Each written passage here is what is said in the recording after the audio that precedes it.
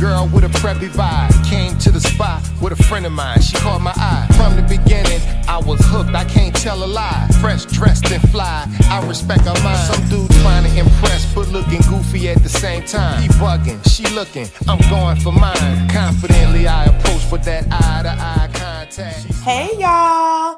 Happy Thursday. Welcome to the check-in. I'm your girl, STEMFashionista. Okay, so let me know if you watched the address last night, Trump's Iran war address. Okay, you probably walked away with more questions than answers, I'm sure. On top of that, we heard phrases like finish the job, regime change, and a clear message about who should be responsible for global oil security and protecting the Strait of Hormuz. Okay. Now, at the same time, we're also seeing some signals that negotiations may still be possible, and even some messaging coming directly from Iran to the American people. We're going to get into that. Okay. Now, we're gonna also talk about some key developments that have happened today, like the potential removal of Miss Pam Bondi. Okay, Kristi Noem. Some interesting things happening with her husband. Okay, I just saw where Pete Hegseth requested for this general to either step down or retire. So there's a whole lot going on with the Trump administration and just with things here in the United States, honey. We're gonna get into all of it. So as you're coming in, make sure you go ahead and hit that like button and subscribe, okay? So we're gonna go ahead and let me go ahead and greet you guys here in the chat, and then we're gonna jump into the address from last night. Give me 1 second, y'all. I like to make sure I greet you guys when you come in. All right, here we go.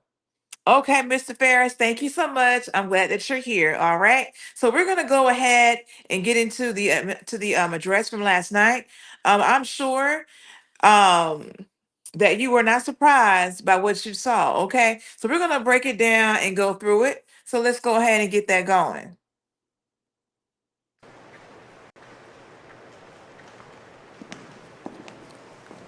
All right.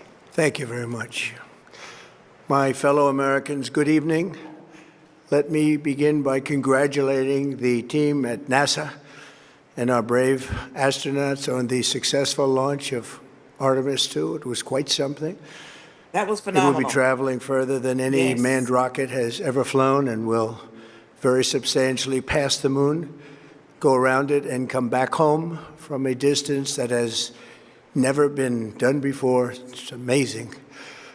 They are on the That's way, and right. God bless them. These are brave people. We want to God bless Very those brave. 4 unbelievable astronauts. As we speak this evening, it's been just 1 month since the United States military began Operation Epic Fury. Can you guys believe that it's been a month since we started this Operation Epic Fury? Time has really flown by. Okay, let me get back to this. Targeting the world's #1 state sponsor of terror, Iran. In these past 4 weeks, our armed forces have delivered swift, decisive, overwhelming victories on the battlefield. Victories like few people have ever seen before. Tonight, Okay. Iran's Navy is gone. Their Air Force is in ruins. Their leaders, most of them terrorist regime they led, are now dead. Their command and control of the Islamic Revolutionary Guard Corps is being decimated as we speak. Their ability to launch missiles and drones is dramatically curtailed, and their weapons, factories, and rocket launchers are being blown to pieces. Very few of them left. Never in the history of warfare has an enemy suffered such clear and devastating large-scale losses in a matter of weeks. So one thing Trump is going to do is he's going to, provide you a progress report of what he has done. Okay. So, and that's probably appropriate because of what's going on with this Operation Epic Fury. But I'll be remiss if I didn't say that we've heard these sentiments plenty of times prior to now. This is kind of old hat, if you will. Let's keep it going. Our enemies are losing in America, as it has been for 5 years under my presidency, is winning, and now winning bigger than ever before. Before discussing this current situation, I also want to thank our troops for the masterful job they did in taking the country of Venezuela in a matter of minutes. That hit was quick, lethal, violent, and respected by everyone all over the world.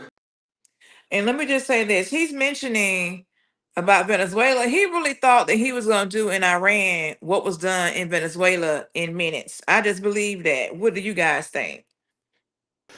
After rebuilding our military during my first term, we have by far the strongest military anywhere in the world.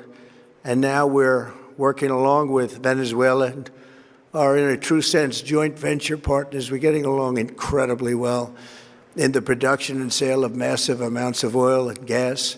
Okay. The second largest reserves on Earth after the United States of America.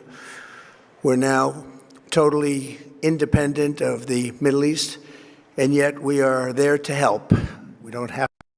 So, first of all, thank you, Craftsman, for putting it out there. If you're here, please go ahead and like the live stream, subscribe if you will. Okay, glad that you guys are here. But he just made a comment saying that we're not dependent on the Middle East.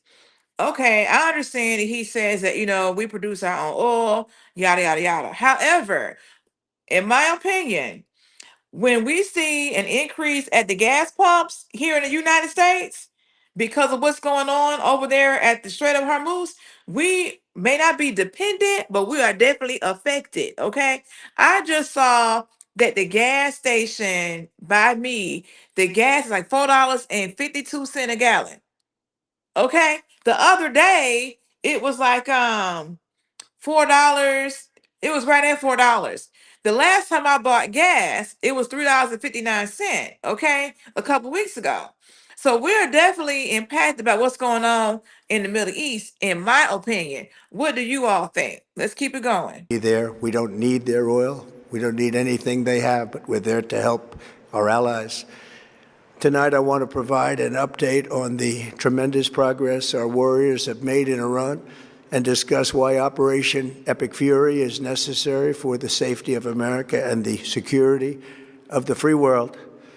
From the very first day I announced my campaign for president in 2015, I have vowed that I would never allow Iran to have a nuclear weapon.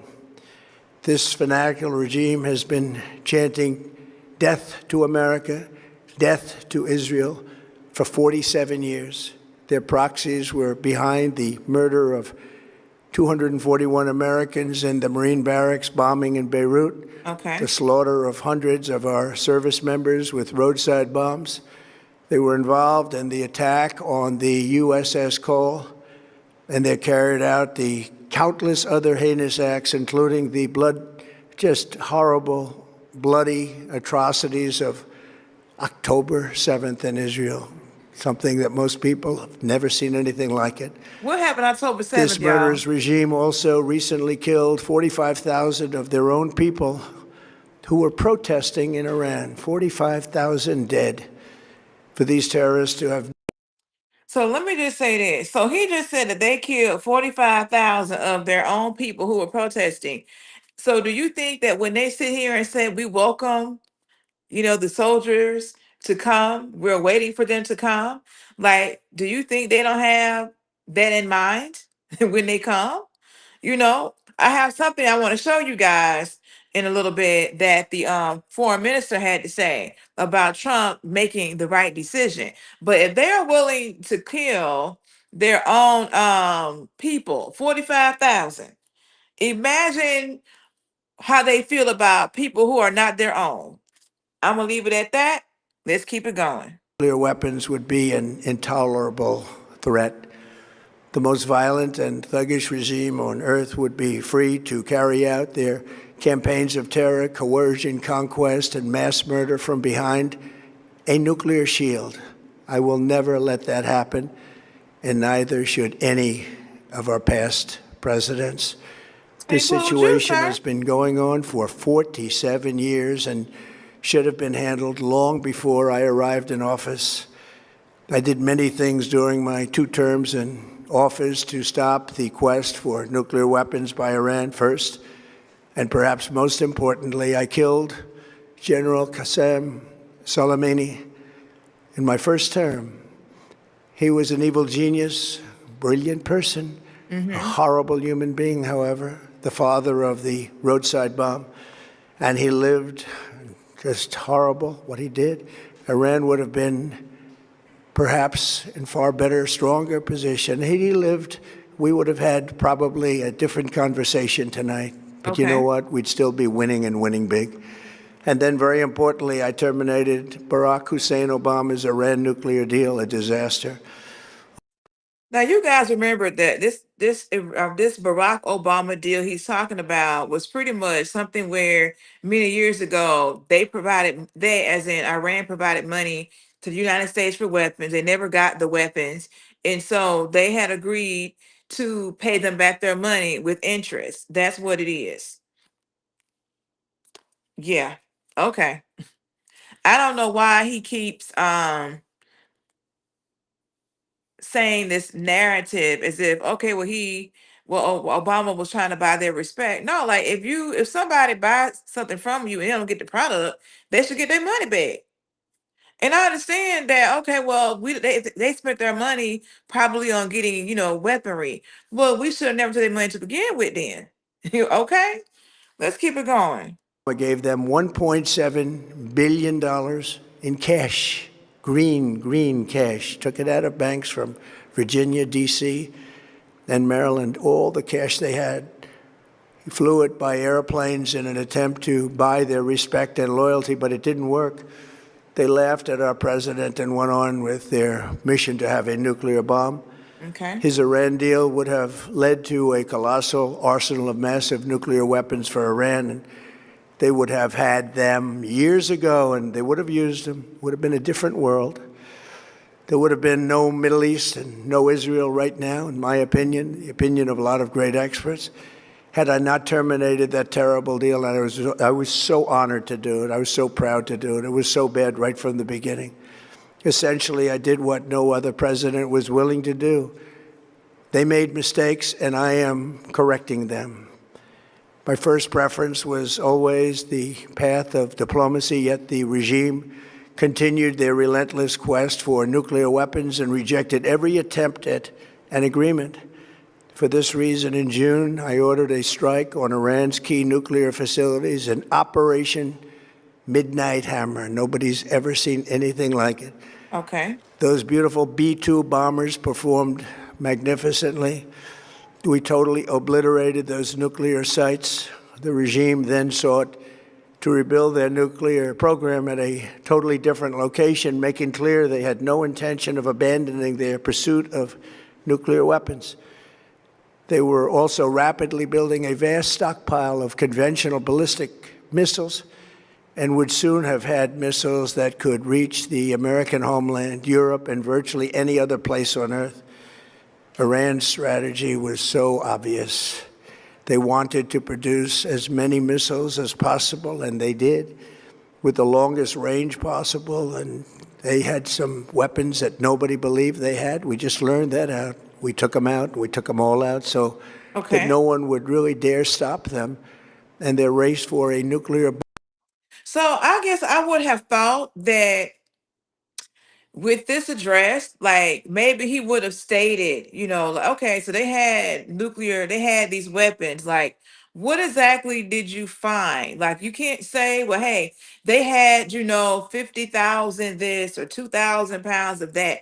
Like, what did they have? Like, what is the proof that okay, they had these things? I'm sure you can share a little bit more than just saying that you wouldn't believe what they have.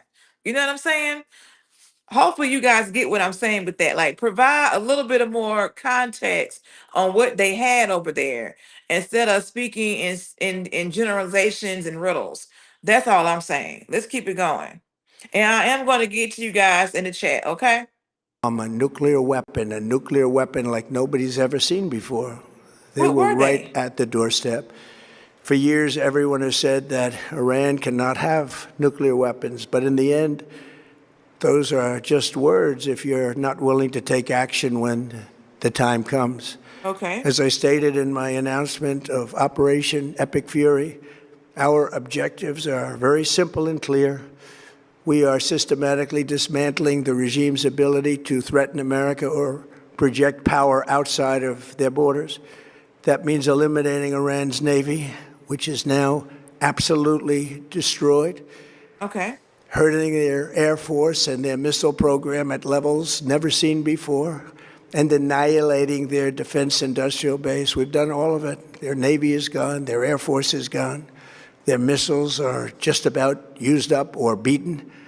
Taken together, these actions will cripple Iran military, crush their ability to support terrorist proxies, and deny them the ability to build a nuclear bomb. Our armed forces have been extraordinary. There's never been anything like it militarily. Everyone is talking about it, and tonight I'm pleased to say that these core strategic objectives are nearing completion. As we celebrate this progress, we think especially of the 13 American warriors who have laid down their lives in this fight to prevent our children from ever having to face a nuclear Iran. Twice this past month, I have traveled to Dover Air Force Base, Right. and it's been something. I wanted to be with those here.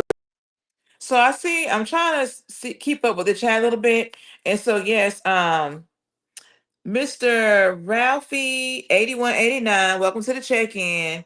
Said that Rubio has detailed what they have, so I'm gonna look that up. Thank you for letting me know. We have Craftsman saying Iran never hit an American plane with a drone. We have David Zarasky saying Iran has been in negotiations with the USA and have promised previously not to develop nuclear weapons, but now what will stop them?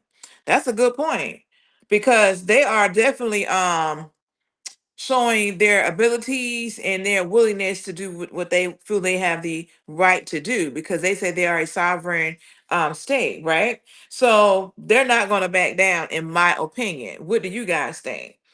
Um, then we have Octane 285 saying, how embarrassing for Americans. Craftsman saying, I'm not embarrassed, not even a little bit.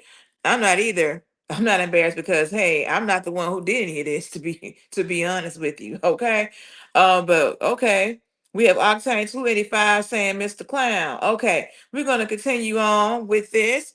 Jesus Perez, welcome to the check-in. Let's keep it going. As they return to American soil, and I was with them and their families, their parents, their wives, their husbands. We salute them, and now we must honor them by completing the mission for which they gave their lives. And every single one of the people, their loved ones said, please, sir, please finish the job, every one of them. And we are going to finish the job, and we're going to finish it very fast. We're getting very close. I want to thank our allies in the Middle East, Israel, Saudi Arabia, Qatar, the UAE, Kuwait, and Bahrain. They've been great, and we will not let them get hurt or fail in any way, shape, or form. Many Americans have been concerned. Now, y'all heard him just say that our allies in the Middle East, and he named them, we're not going to allow them to fail in any way, right? But didn't we just hear him say yesterday, him and Heck said that, hey, they need to learn how to fight for themselves, right?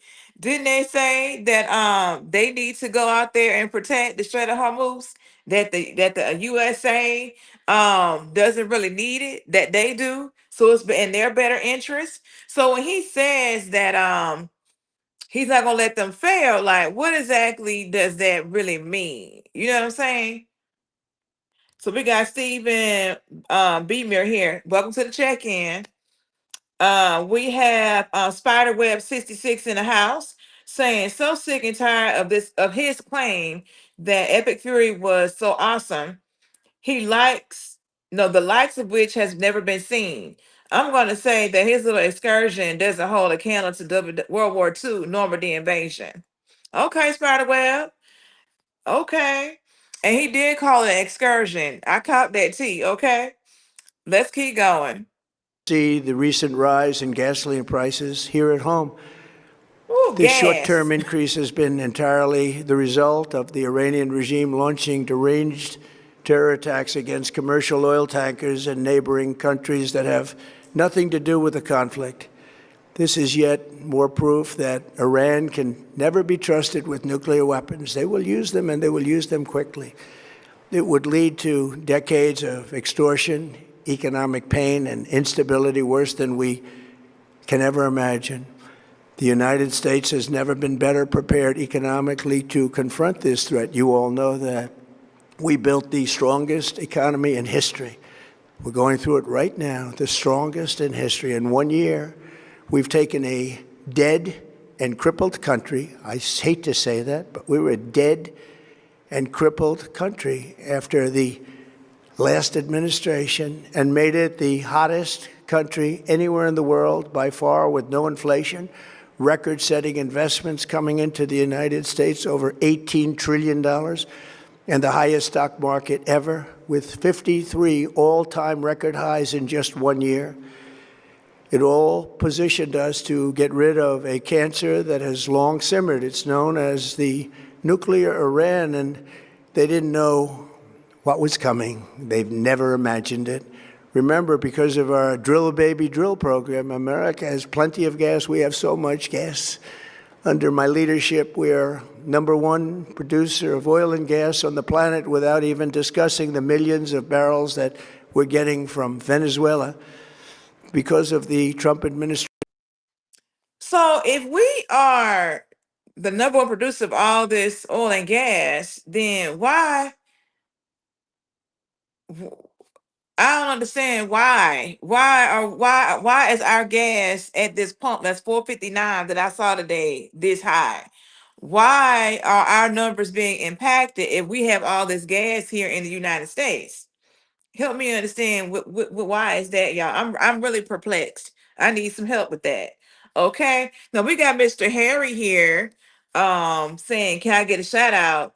I'm not gonna say your whole name, sir. Okay, but Mr. Harry, welcome to the check.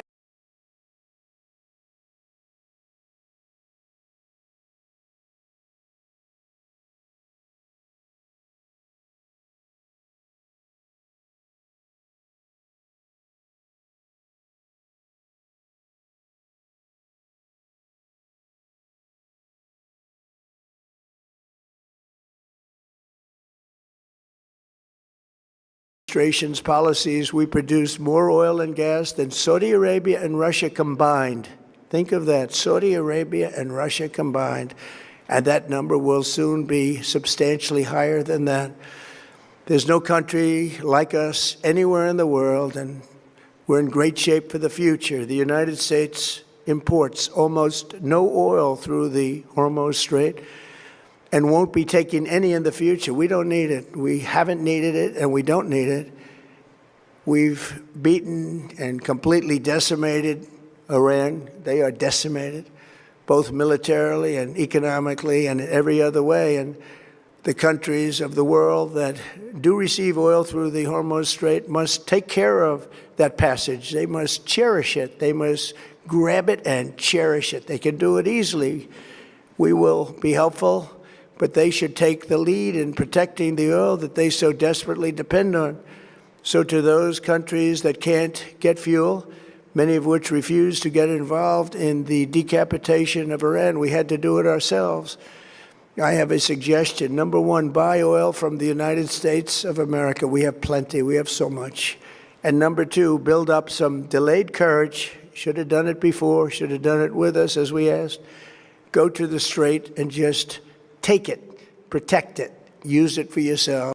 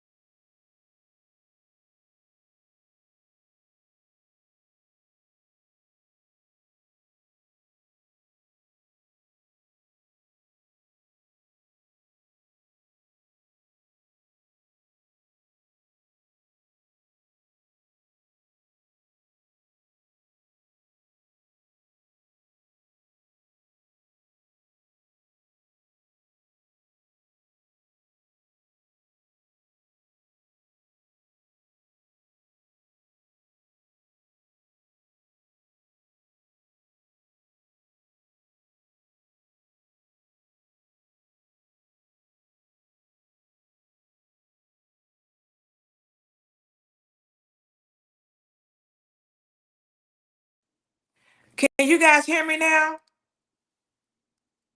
Hold on. Can you hear me now? Oh my goodness. Can you hear me now? Can you hear me now? Let's see.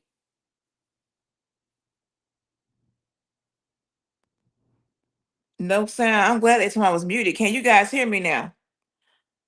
No. Okay. 1 second. Let me.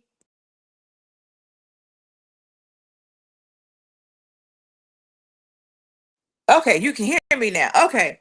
Thank y'all. I'm so sorry. My dad has called me twice. I told him I was gonna give him a call back tomorrow. Y'all, it's a lot.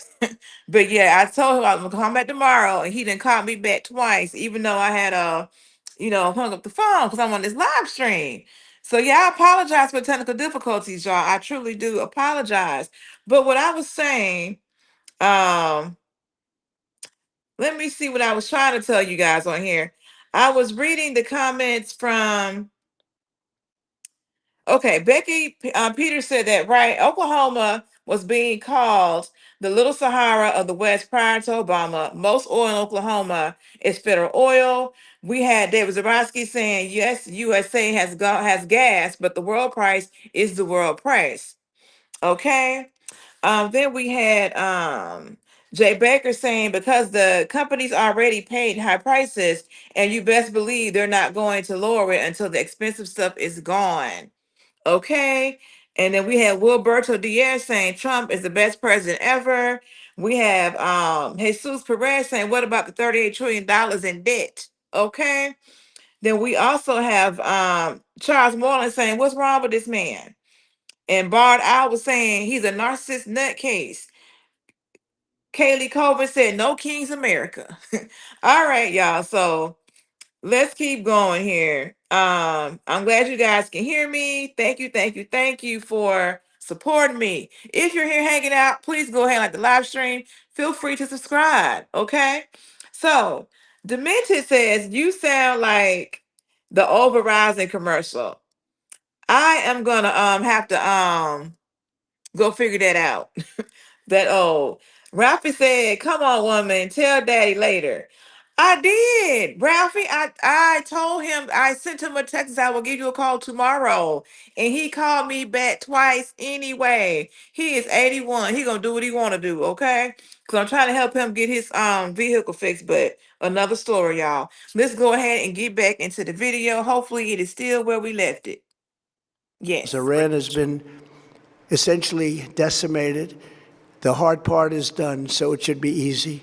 And in any event, when this conflict is over, the Strait will open up naturally. It'll just open up naturally. They're going to want to be able to sell oil because that's all they have to try and rebuild. It will resume the flowing, and the gas prices will rapidly come back down. Stock prices will rapidly go back up. They haven't come down very much, frankly. They came down a little bit, but they've had some very good days over the last couple of days.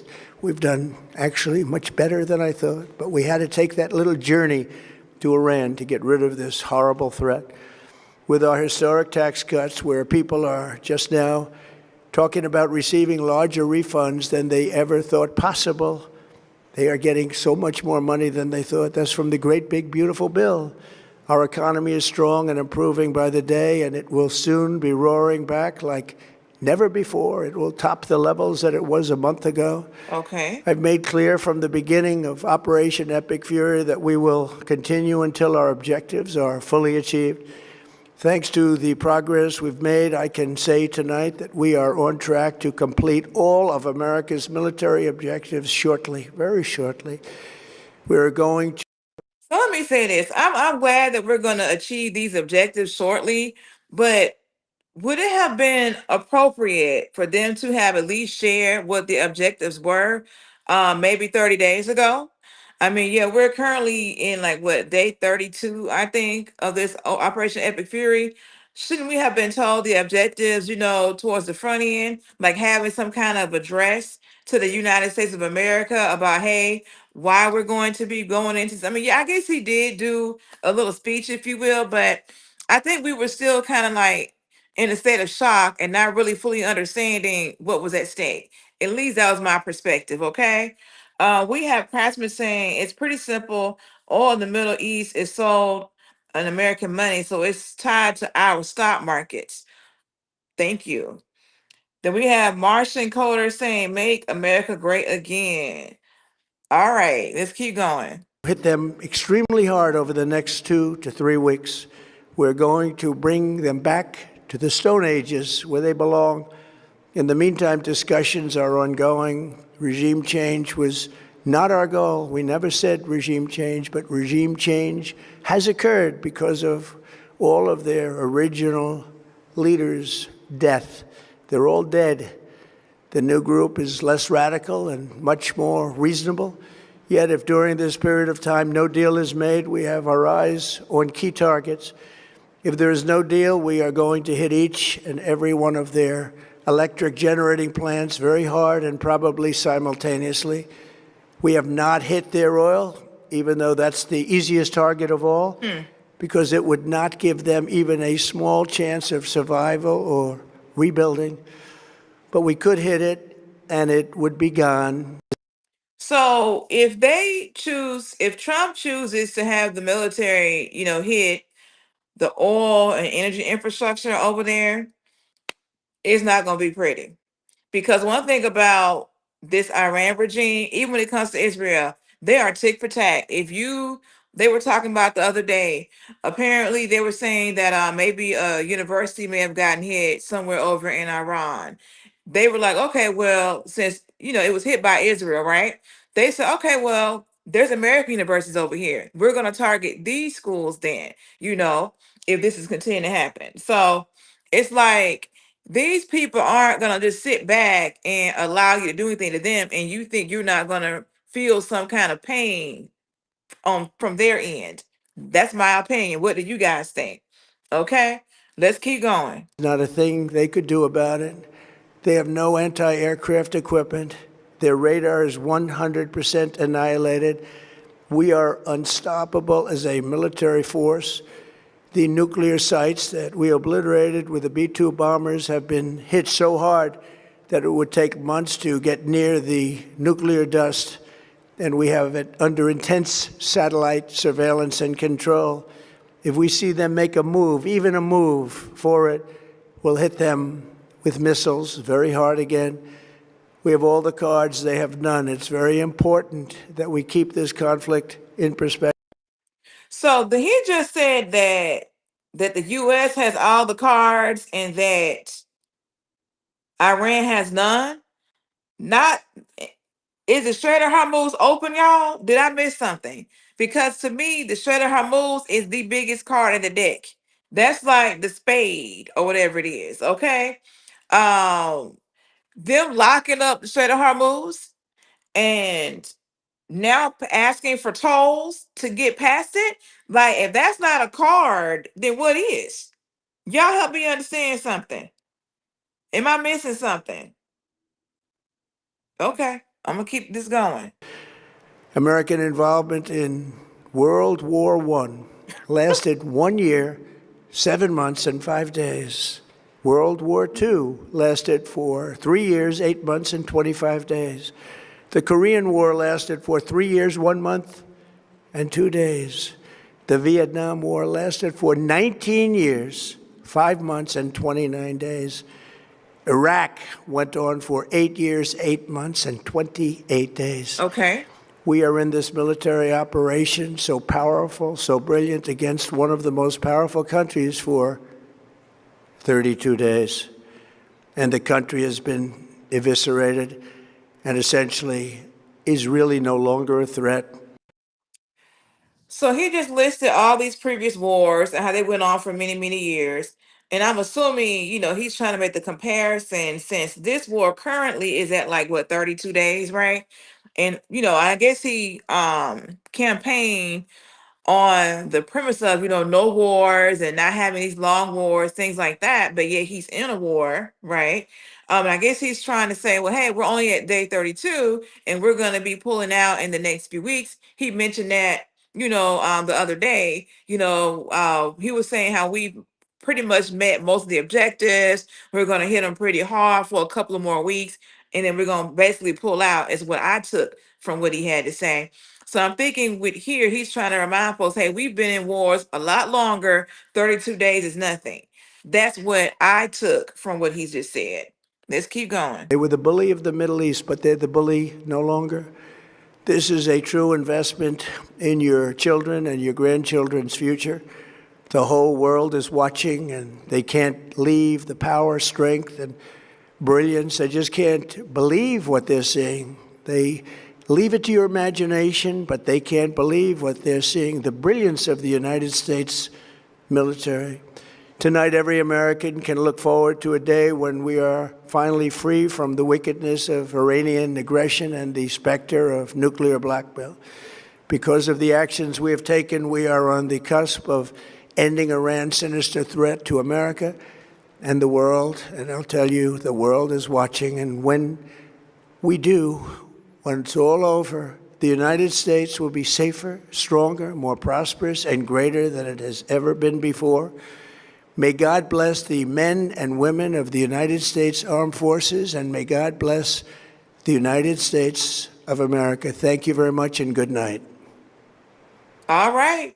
So that was the address, y'all. So what do you guys think about that address? First of all, let me go to these polls real fast that I did. I want to make sure I acknowledge you guys because you guys took the time to respond to them. I appreciate that. So I said, did you watch the address last night? 57% said no, 29% said yes, and 14% said, why would I do that? I heard that. Then I also asked you guys another question, which was, do you think the Obama nuclear deal was a bad deal? 46% said yes, 41% said no, and then 13% said, what was in the deal? So I went and looked it up, y'all. Let me tell you guys real quick. So they said that the Obama deal had restrictions. Iran agreed to reduce its enriched uranium stockpile by 97%, dismantle two-thirds of its centrifuges, and remove the calandria from its heavy water reactor. Inspections. The International Atomic Energy Agency was granted enhanced access to monitor compliance.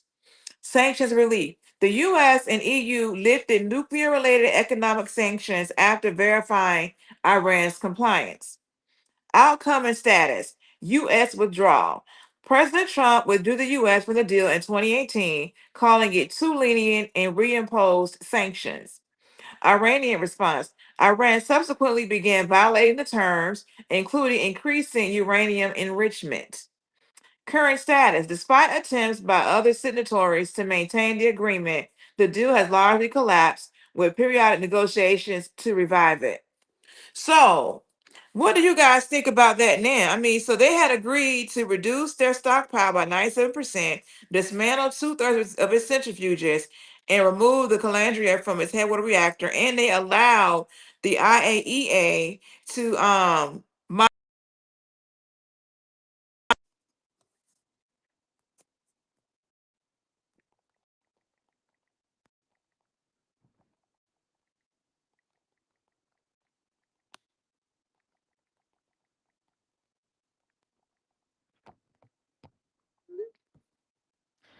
I'm sorry, y'all. Can you guys hear me? Can you guys hear me? I just had to tell my dad that I cannot talk to him right now. Can you guys hear me? Let me see.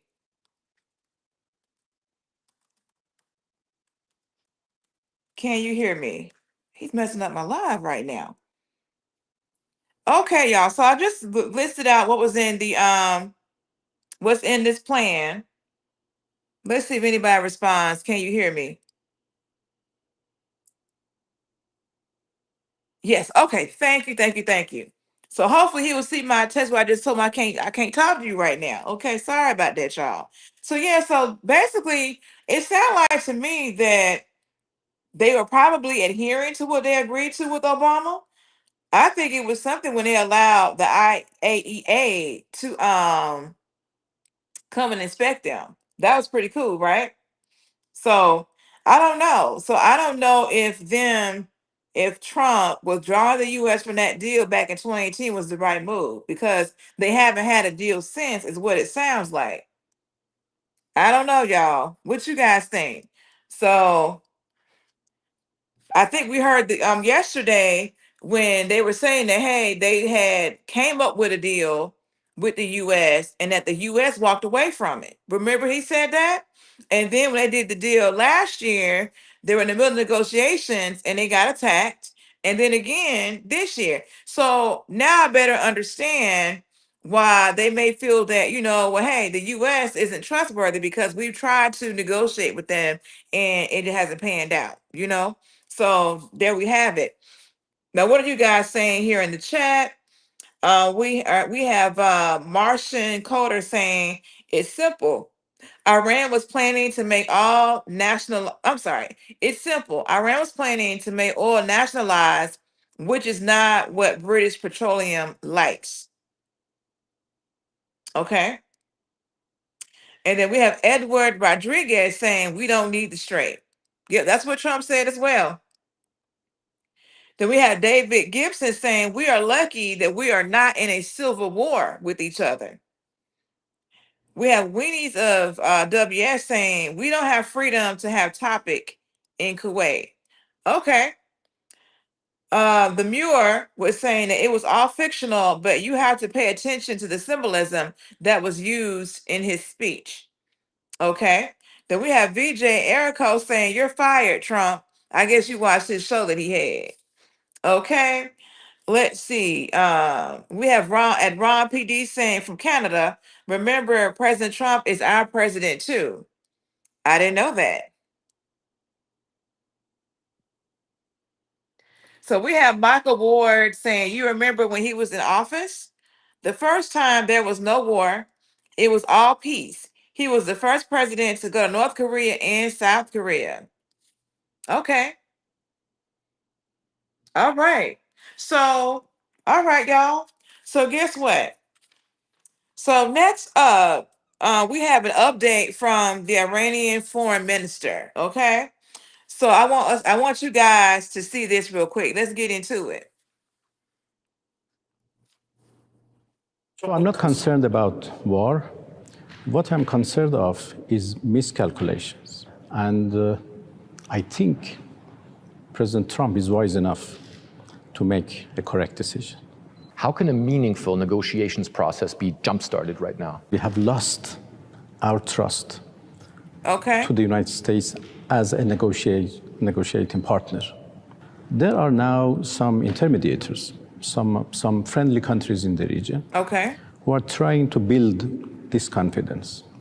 So I see the possibility Okay. of another talk if the US negotiation team follows what President Trump said, a Okay. fair and equitable deal to ensure that there is no nuclear weapons.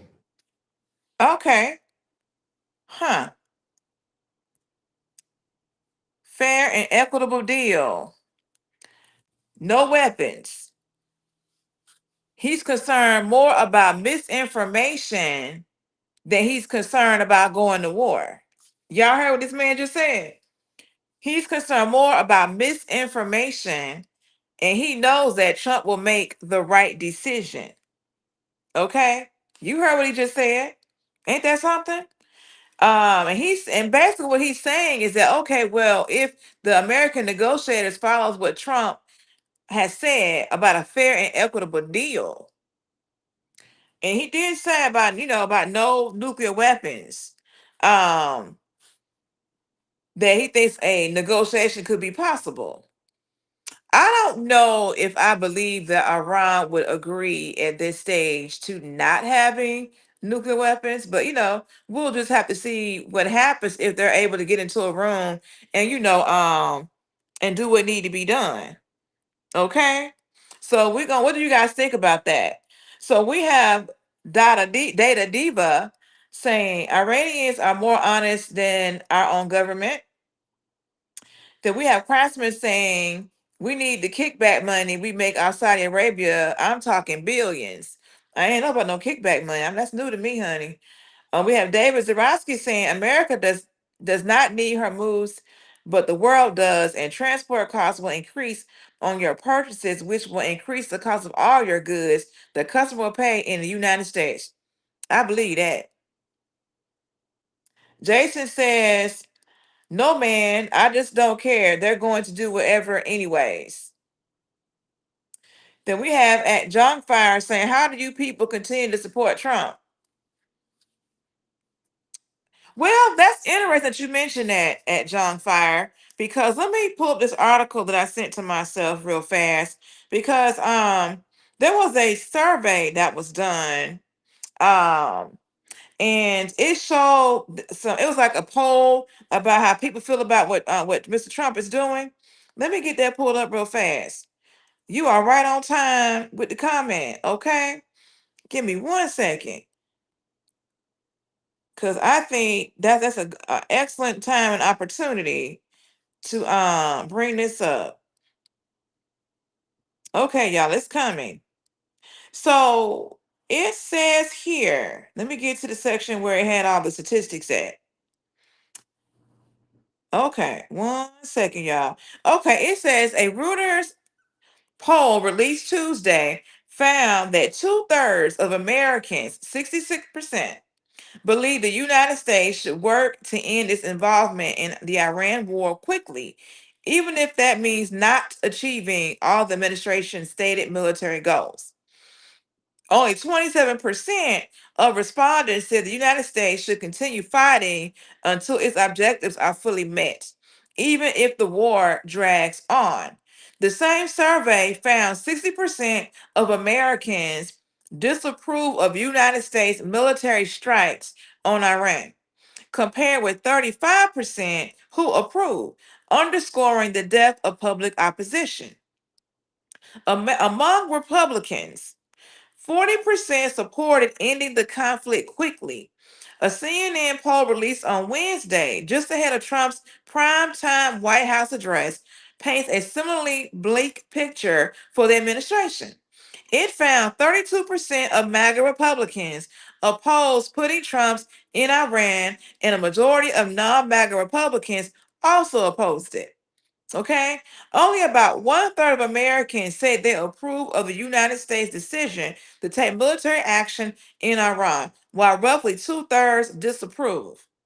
Just 1/3 of the public believes Trump has a clear plan for handling the conflict, and strong opposition to the war has increased since the fighting began on February 28th. So, Mr. John Fire, these statistics during this poll here, it's showing that there's some decision, there's some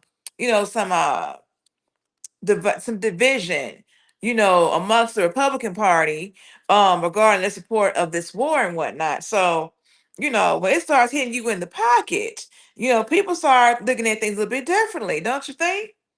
Yes. Now, what do we have here? We have Craftsman saying, listen, I follow Trump because he does the right thing. An argument can be made both ways, but I'm with America. I heard that. We have Quadra Rahimi saying, we have a ton of oil here. Why are we not drilling here? That's a good question. So David Zarowski said, I would not trust any U.S. negotiations. And that's pretty much what this the foreign minister was alluding to. There is no trust, is what he said. There is no trust.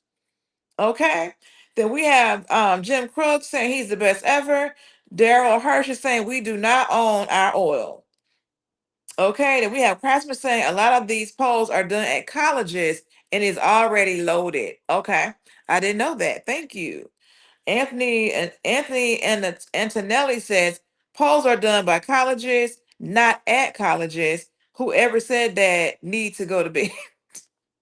I can't with y'all. I cannot. Then we have Daryl Hurst asking about the files. Okay, y'all. Um, okay, so we have just heard from the foreign minister and his thoughts about there being lack of trust with the U.S. in terms of negotiations, and that basically, if the American negotiations do what Trump has said, which is to have a fair and equitable deal, then there might be hope for potential negotiations. Okay. So we have that. So next, I have a perspective that's from, the Iranian people, from Tehran's perspective. So not all, but it's just a perspective that we can take a look at here. Okay, let's get into it. And it's their perspective in regards to Trump's address that he just did last night. Okay, let's get into it. Now, Iran's military is threatening to escalate attacks against the United States and Israel. In a statement carried on state television, an army spokesperson said the war would continue until the humiliation and surrender of its enemies. Let me tell you, I believe that because they have already said that they want Trump to apologize and they want reparations and stuff like that. So when this man just said that they will continue until the humiliation of the enemies, I believe that. Okay, let's keep it going. Continuation of the heavy and severe blows you have received so far. Expect even stronger and await our more crushing and more destructive actions.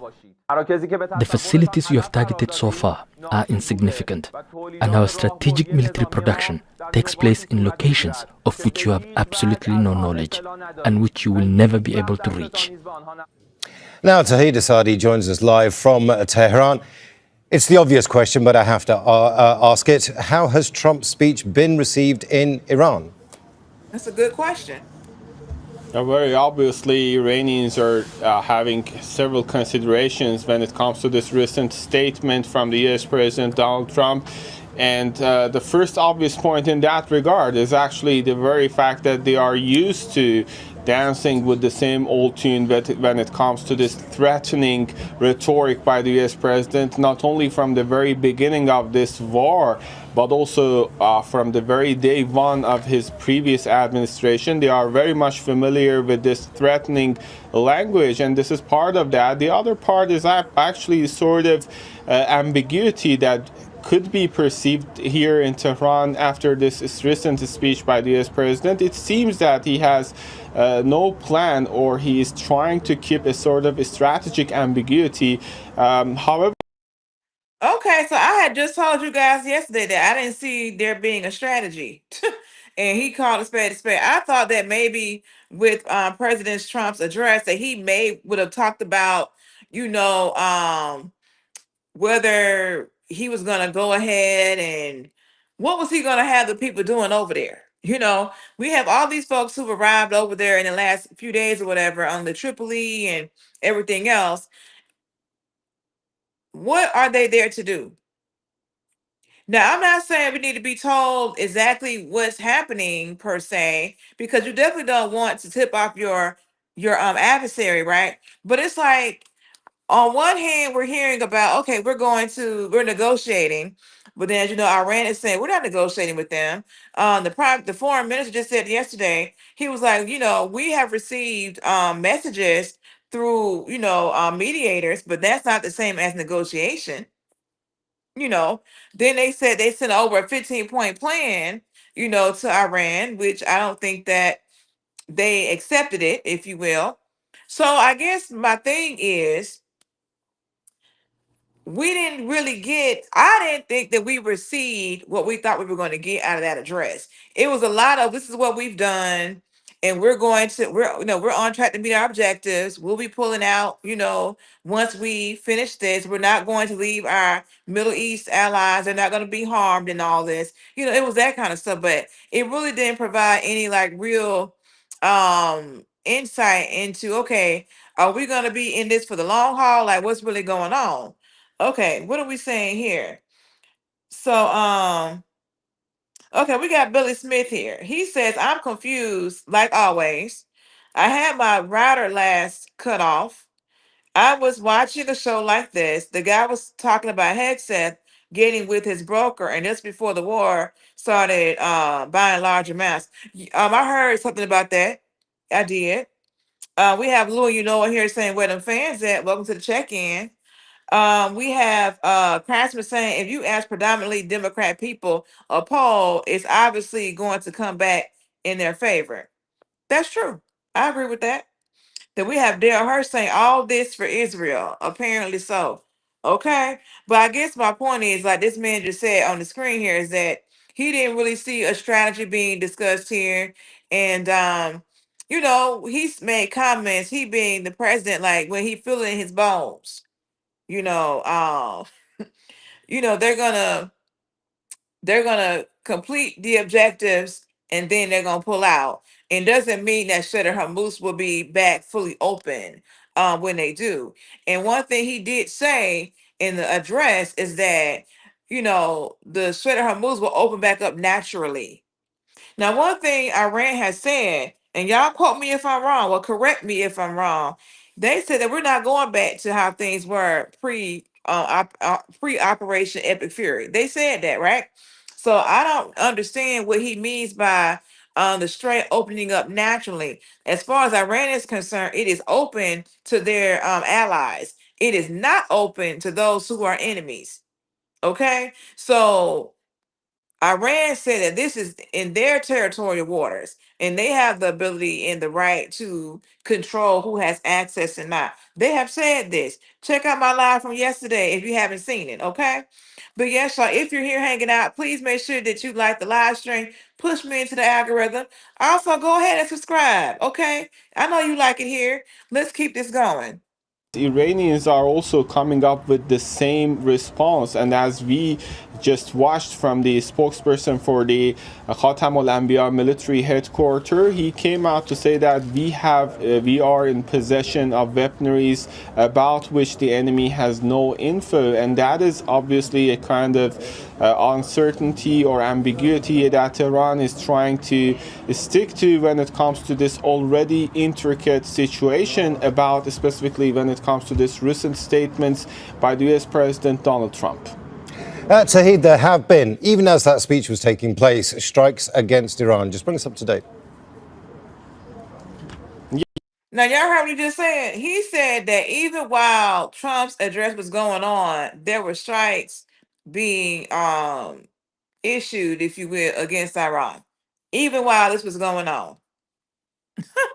Yes. Indeed, this is now more than 1 month that we are witnessing the continued nature of a sustained campaign of airstrikes targeting different locations. But something worth mentioning in this regard is the scope of these attacks. Previously, it started with political and military centers, while we know that according to the Red Crescent of the country, more than 92,000 civilian units have been impacted. And these are actually homes and apartments belonging to ordinary citizens, and of course hospitals, schools, healthcare facilities, Red Crescent buildings, and other infrastructure. But right now, specifically after I would say 2 weeks since the commencement of the war, there was a sort of shift strategically when it comes to targets. And right now, specifically in the past 1 or 2 weeks, we are witnessing the airstrikes targeting the infrastructure of the country. Specifically, steel companies are being impacted. We know that in Fulad Mubarakeh, one of the most important steel companies, attacks have resulted in the several production units of the company to be actually stopped from the process of production. And we know that it is critically important, not just when it comes to exports, but also when it comes to the other interrelated industries to steel industry. And we know that pharmaceutical companies have been impacted. We know that oil depots, oil-related infrastructure, and more importantly, now there are discussions revolving around the potentiality of attacks on the power plants and electricity infrastructures, which is creating a lot of anxiety when it comes to very ordinary citizens in Iran. That's Tahid Asadi live for us there in Tehran. So he was talking about there being attacks on the energy and whatnot over there. Okay, I mean, yeah, I mean, I would be concerned too if somebody was threatening to impact my energy resources. Look at the people over there in Cuba. You know, thank goodness that Russia has provided some oil to them to help them get on their way to having a little bit of you know, a little bit of what's the word? A little bit of ordinary going on over there. They have been dealing with rolling blackouts and whatnot because they don't have any oil. So I'm glad that Russia provided them with some. Okay. Now also, since I mentioned it earlier that Pete Hegseth had told this general here. I think he's the Army Chief of Staff. They're saying that Hegseth told this man to either step down or to retire. Yes. This I'm sure he's about a 4-star general. He told this man to either step down or to retire. That came out today, y'all. So I don't know what happened with that. Let me see what I can find real quick so we can chat about it real fast. Give me a second. Because this a lot. Not only did they get rid of this, trying to get rid of this Army Chief of Staff, but Pam Bondi too, in the same day. They clean the house, baby. Okay?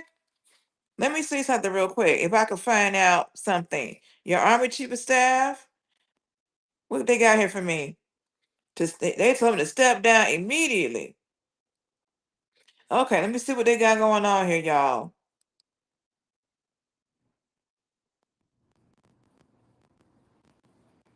Okay, so that's it. Defense Secretary Pete Hegseth has asked Army Chief of Staff General Randy George to step down and take immediate retirement. Sources familiar with the decision told CBS News. One of the sources said Hegseth wants someone in the role who will implement President Trump and Hegseth's vision for the Army. Okay. The chief Pentagon spokesperson, Sean Parnell, said in a statement that George will be retiring from his position as the 41st Chief of Staff of the Army effective immediately. The Department of War is grateful for General George's decades of service to our nation. We wish him well in his retirement.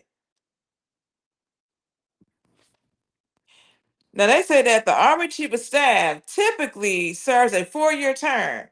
George was nominated for the position by President Joe Biden and confirmed by the Senate in 2023, meaning he would typically have held the position until 2027.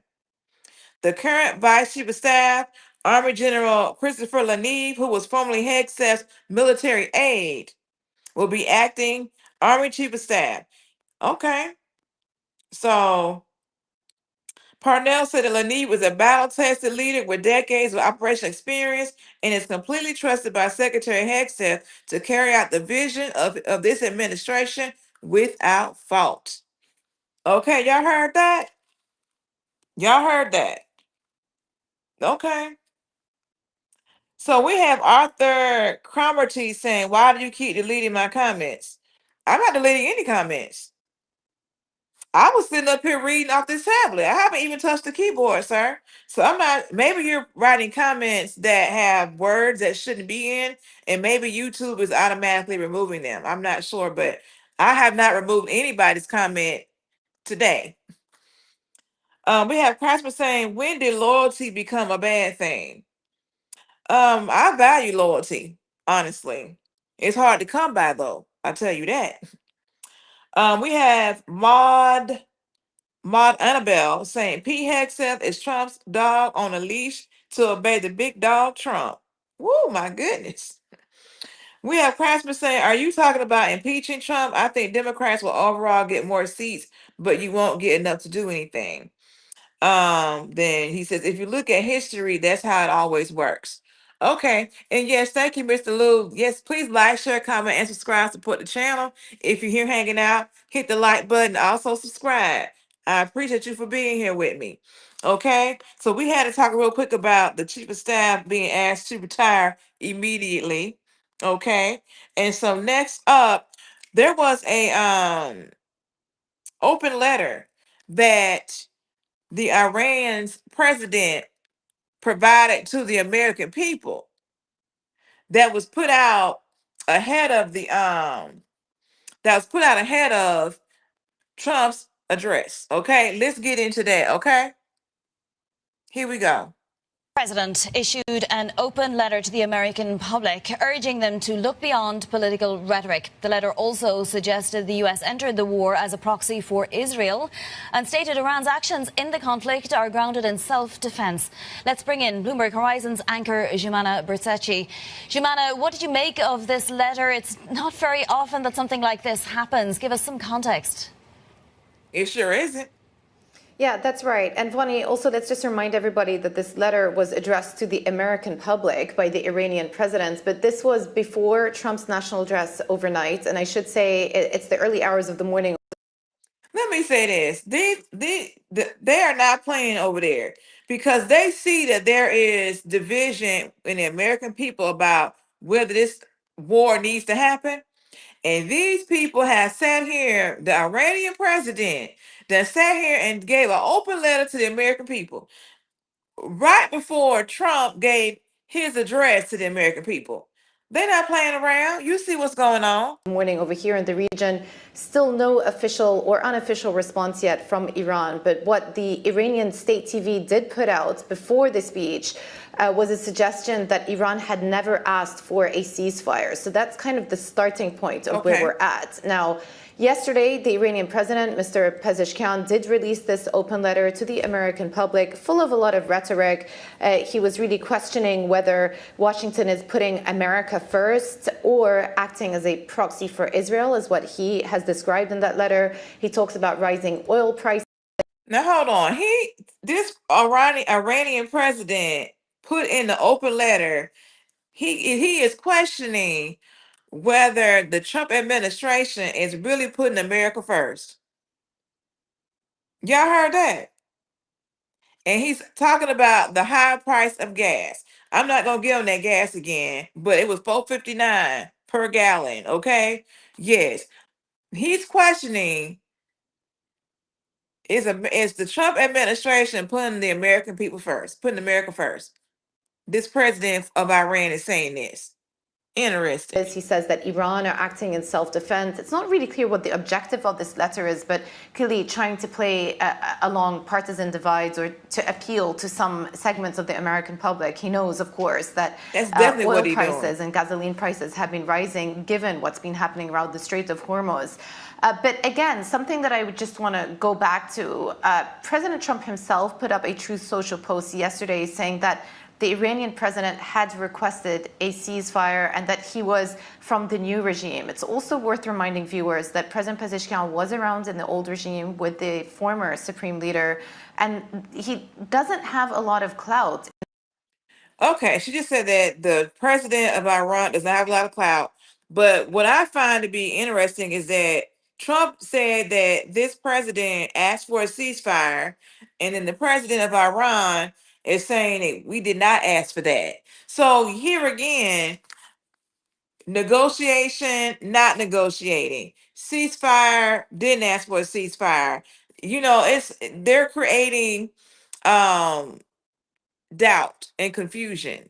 And you really don't know who's really creating it, right? Because, okay, well, should I believe what the American side is saying or the foreign counterpart saying? Like, who do we believe?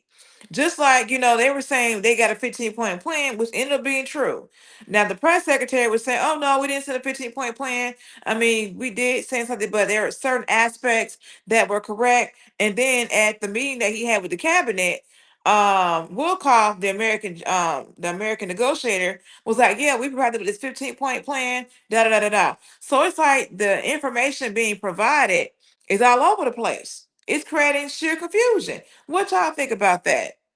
In terms of decision making when it comes to some of those key nuclear and military decisions that need to be made. So what many experts in the field are saying is perhaps you need to be listening a little bit more to the likes of the new National Supreme Leader, the man who replaced Ali Larijani, and the Speaker of the Parliament, Ghalibaf, who's been quite active on social media the last couple of days. And those are perhaps the people that would likely more reflect a change in sentiment from Iran if it indeed is going to come through in the next 2 to 3 weeks.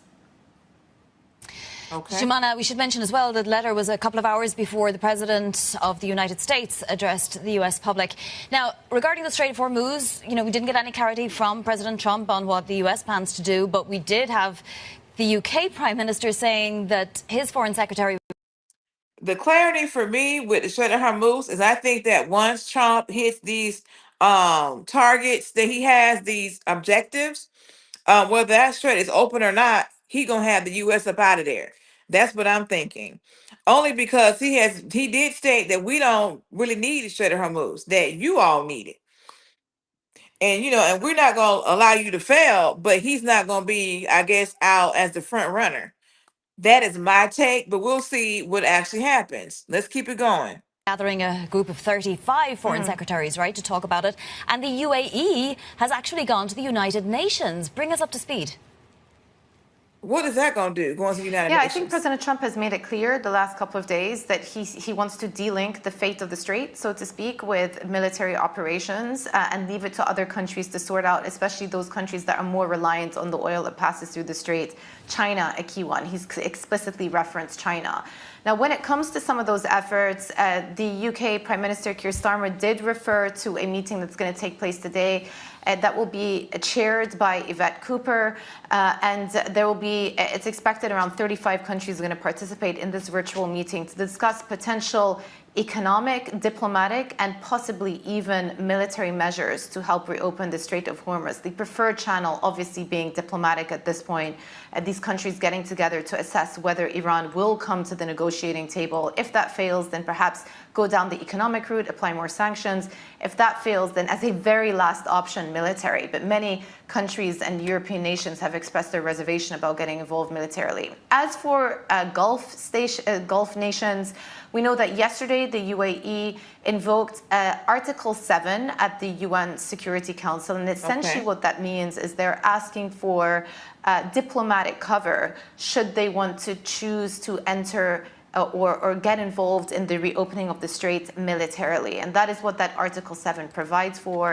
It allows for the use of force in the face of an act of an aggression or a threat to peace. So this is what the UAE had put forward. The UAE officially one of the few Gulf Arab countries that have said that they would be open to participating in naval escorts or any maritime operations to help reopen the Strait. And of course, in the last few days, as we've been speaking about, have been very vocal about an outcome in which Iran still retains sovereignty over the Strait of Hormuz, being something that is unacceptable to them and akin to economic terrorism. Okay, so UAE has said that, okay, they don't want Iran to have control of the Strait of Hormuz. So I guess they see like, hey, if the U.S. just leaves without, removing, Iran from controlling that strait, they're going to have problems, right? So now they're trying to participate or potentially prepare themselves to possibly have to step in and help get it open and keep it open. So yeah, like Trump said, they have more at stake when it comes to the Hormuz than the U.S. does. But it's unfortunate that that it got to the point where Iran pulled their big card, if you will, and shut down that access. Okay, what do you guys say here in the chat? We have Craftsman saying Iran hasn't been truthful in 50 years. This has always been their style. Tom Hawk says Jesus loves you. He died for our sins and rose again. Repent from sin and accept Jesus as Lord. Okay. City Boy Almighty says if this isn't our war, this could be only talk with Israel. Might have other plans. David Zukerski said Iran has been under sanctions since 1979. Iran would not be afraid of sanctions. Okay. And Coco Bean said they won't stand a chance. All right, y'all, let's keep this thing going. Definitely some motions from around the world to deal with the issue of the Strait. Whether it's going to yield anything is another big question. Okay. So what else do we have here?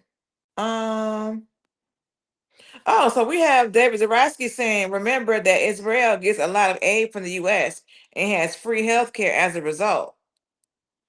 So you telling me the people in Iran got free health, the people in Israel got free health care and not the folks here in the United States?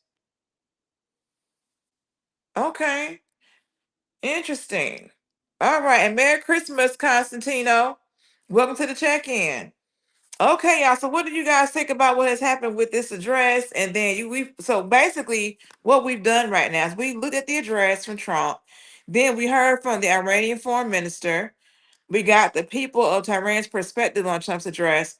And now we're hearing the open letter from the president of Iran. So it's kind of been full circle moment here. Okay, so we're gonna move on from that, and we're gonna just take it on back here to the United States here. So some of you guys have already talked about Pam Bondi and how she has been relieved of duty. Okay, so I did see where she was saying that she's gonna transition the role to the next person over the next month or so, and she's looking forward to her next position in the private sector. So she has some other opportunities that she has going on. Okay. So let's go ahead and get into this. Familiar with the matter. This comes after NBC News learned that the president has grown frustrated with his attorney general in recent days, according to multiple sources. I want to get right to our team covering all of it. Our Chief Justice and National Affairs correspondent Kelly O'Donnell is joining us. We've also got our White House correspondent Monica Alba. Let me say this. I think it was Craftsman that said it, but he had made a comment. And I may mess it up, but he said that Trump, one thing he like about Trump is that Trump gonna get rid of folks who ain't performing to his standard. Okay. And that's one thing he does. He got rid of Miss Kristi Noem, and he's getting rid of Miss Pam Bondi here. Okay, so he's gonna be consistent. He's gonna be fair and give you an opportunity. But if you don't meet the intent, if you don't meet the need, because there have been several high profile things that Trump has done from a legal standpoint, and he ain't been successful in it, like them tariffs and this whole birthright discussion that's going on here. That's not looking too good either. So guess what? You have this person, that's your top legal person. They need to be on top. There should be nothing that he's doing that can't pass the muster of legal. And if you have this many things that you've done, in these executive orders that the Supreme Court has now come back and said, hey, this is not legal. This is illegal. That means you don't have the right counsel counseling you, sir. And he see that.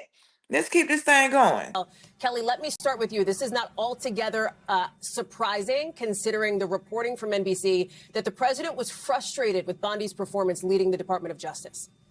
And we've often seen the president let some of his intentions, feelings, concerns bubble out publicly as one measure of how he makes these decisions. For Pam Bondi, this is a blow because she has been a very loyal sort of friend and ally of the president for a long time. Let me say this. You can be loyal, you can be a friend and an ally, but the bottom line is you got to produce. If you can't produce, if you can't do what need to be done and be successful and hit that target, loyalty is not going to matter. Because why does loyalty matter when when you can't get the job done? That's how he's thinking. Going back to Florida, assisting in the first Trump term.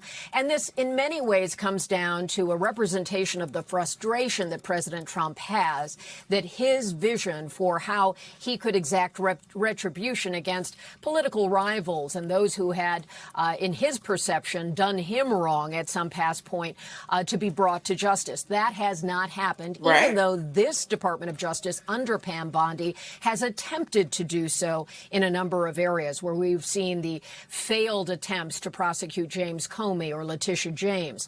Then there's the broader issue of the Epstein files. There was.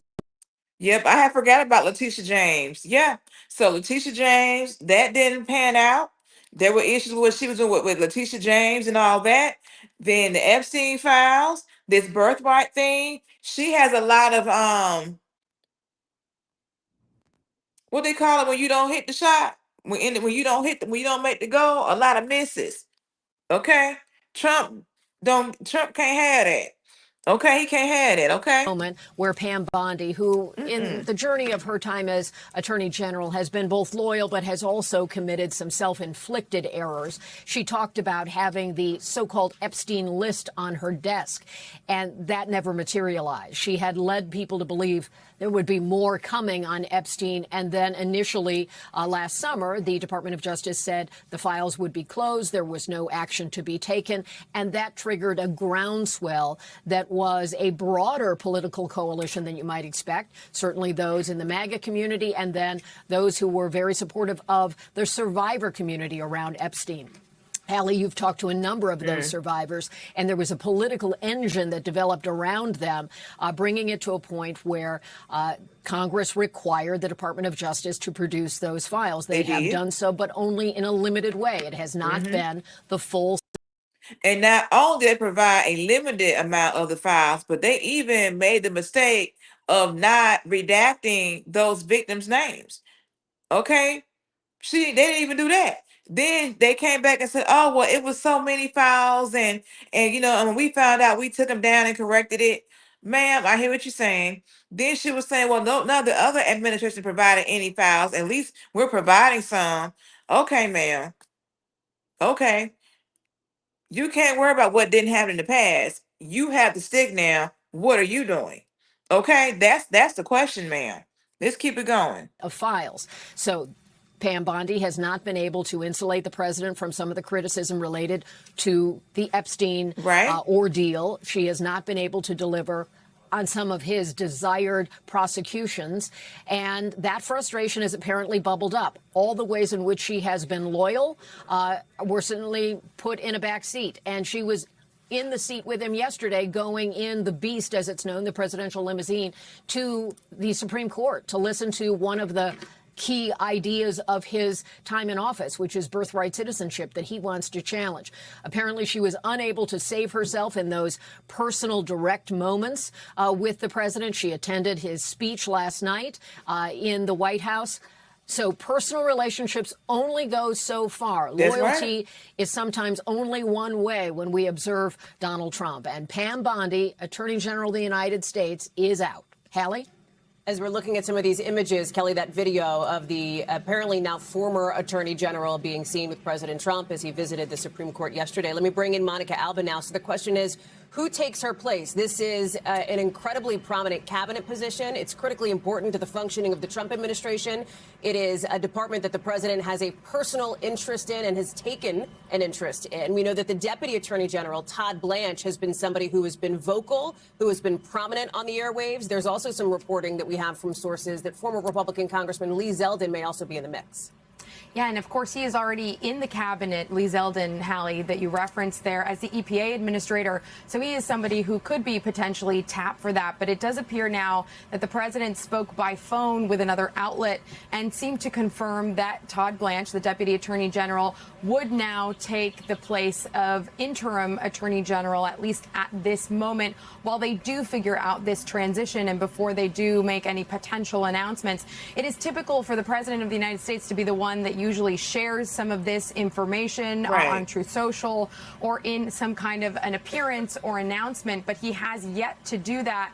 But as Kelly just pointed out, Pam Bondi has been a ubiquitous figure in this White House. She has attended many of the events. She has traveled with the president quite frequently. She's been at his side more than, of course, any other attorney general in recent memory. Let me say this, while she right here being at his side, traveling with him, she should have been somewhere reading the laws and providing reading old historical case files and cases to figure out what need to be done to make her boss's wishes be accomplished legally. Because at the end of the day, as we all know, when you work for somebody, your goal is to make sure you protect your supervisor, that you're keeping them, in the right lane, that you're at least letting them know, hey, this is what you should do. You're giving them the right type of advice to achieve the mission. And if you're a person where, well, if you're a yes person where you're going to tell the boss yes every time and you're not going to let them know when they're going on the wrong path, then you're not, okay, yeah, you might be in the seat for now. But as you can see with Miss Pam Bondi, she had to go, because how many times are you going to sit here and take a L with this Supreme Court? And mind you, several of the Supreme Court judges are people that Trump put in place.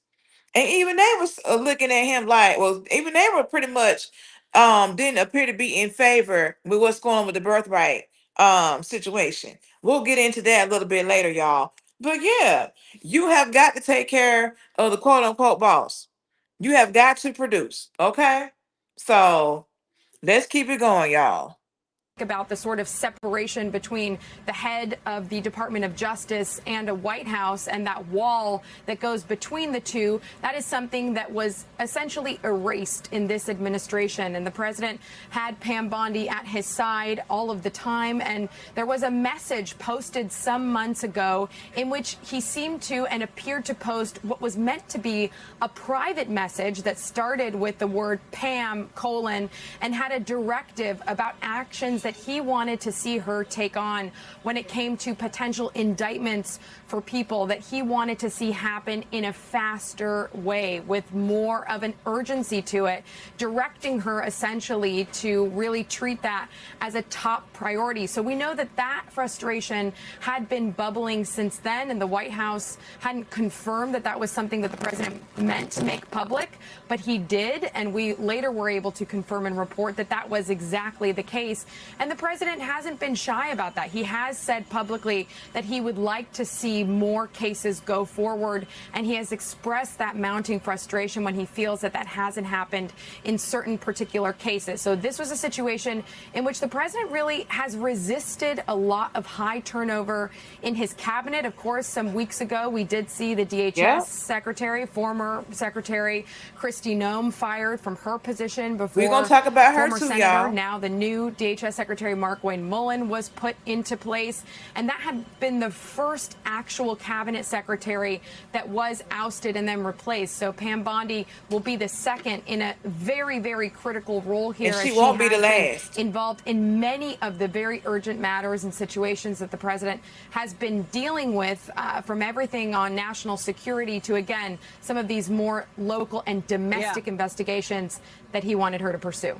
And Monica, as you were delivering that report to us, one of our colleagues, Gabe Gutierrez, is reporting that according to a source familiar with the decision, it's Todd Blanche who will step into place as the acting attorney general for now. Again, not unexpected. We will see if that holds potentially for Blanche as a permanent position. Monica Alba. Okay, so y'all heard what they had to say. They had to go ahead and get rid of your girl. You know, she wasn't performing. He had some concerns. Okay.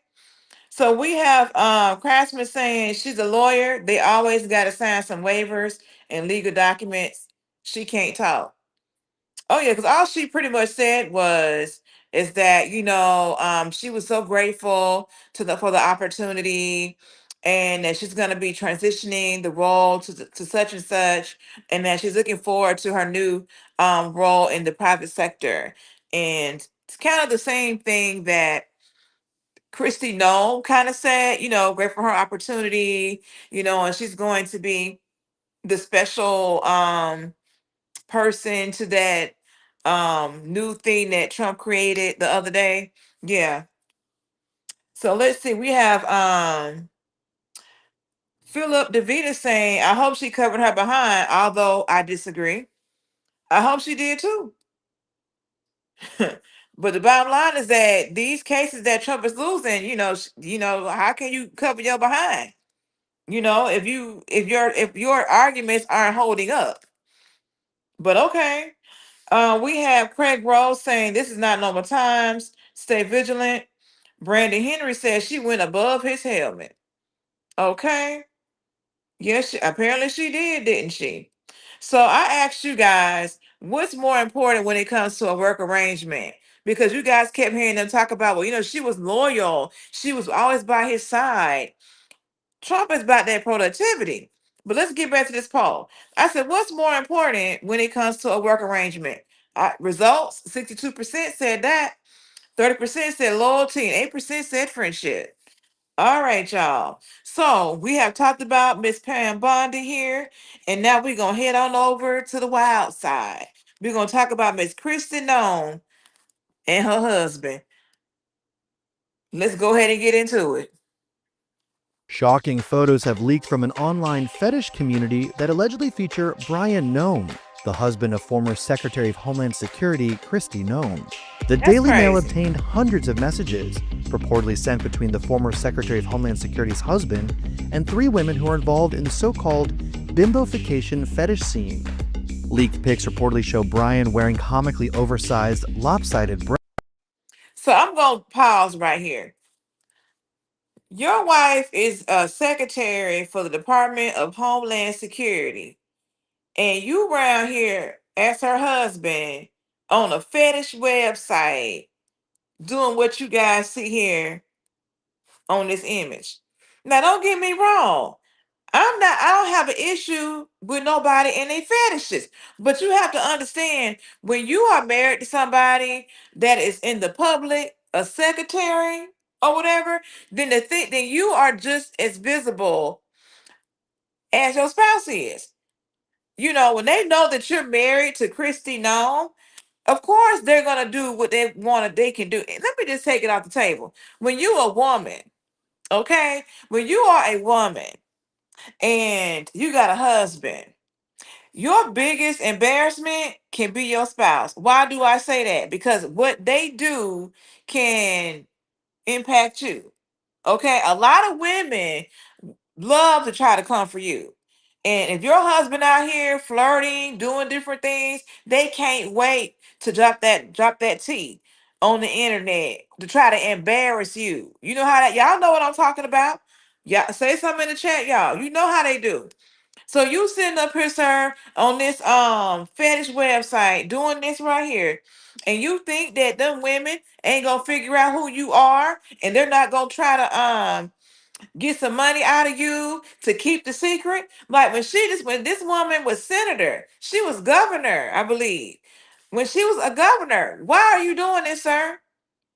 Like, come on. Okay, keep this going. Complete with fake protruding nipples. Other pictures show the South Dakota insurance mogul, who has 3 children with Noem, clad in pink hot pants and a skin-tight, flesh-colored crop top, stuffed with enormous balloons made to resemble massive, cockeyed bazungos. According to reporting by the Daily Mail, Brian chatted up women from the online fetish scene, in which adult performers augment their breasts with massive amounts of saline to achieve a Barbie doll-like appearance. Representatives of Kristi told the Post the former DHS chief was, quote, devastated by the salacious allegations of her husband, and that the family was, quote, blindsided by this.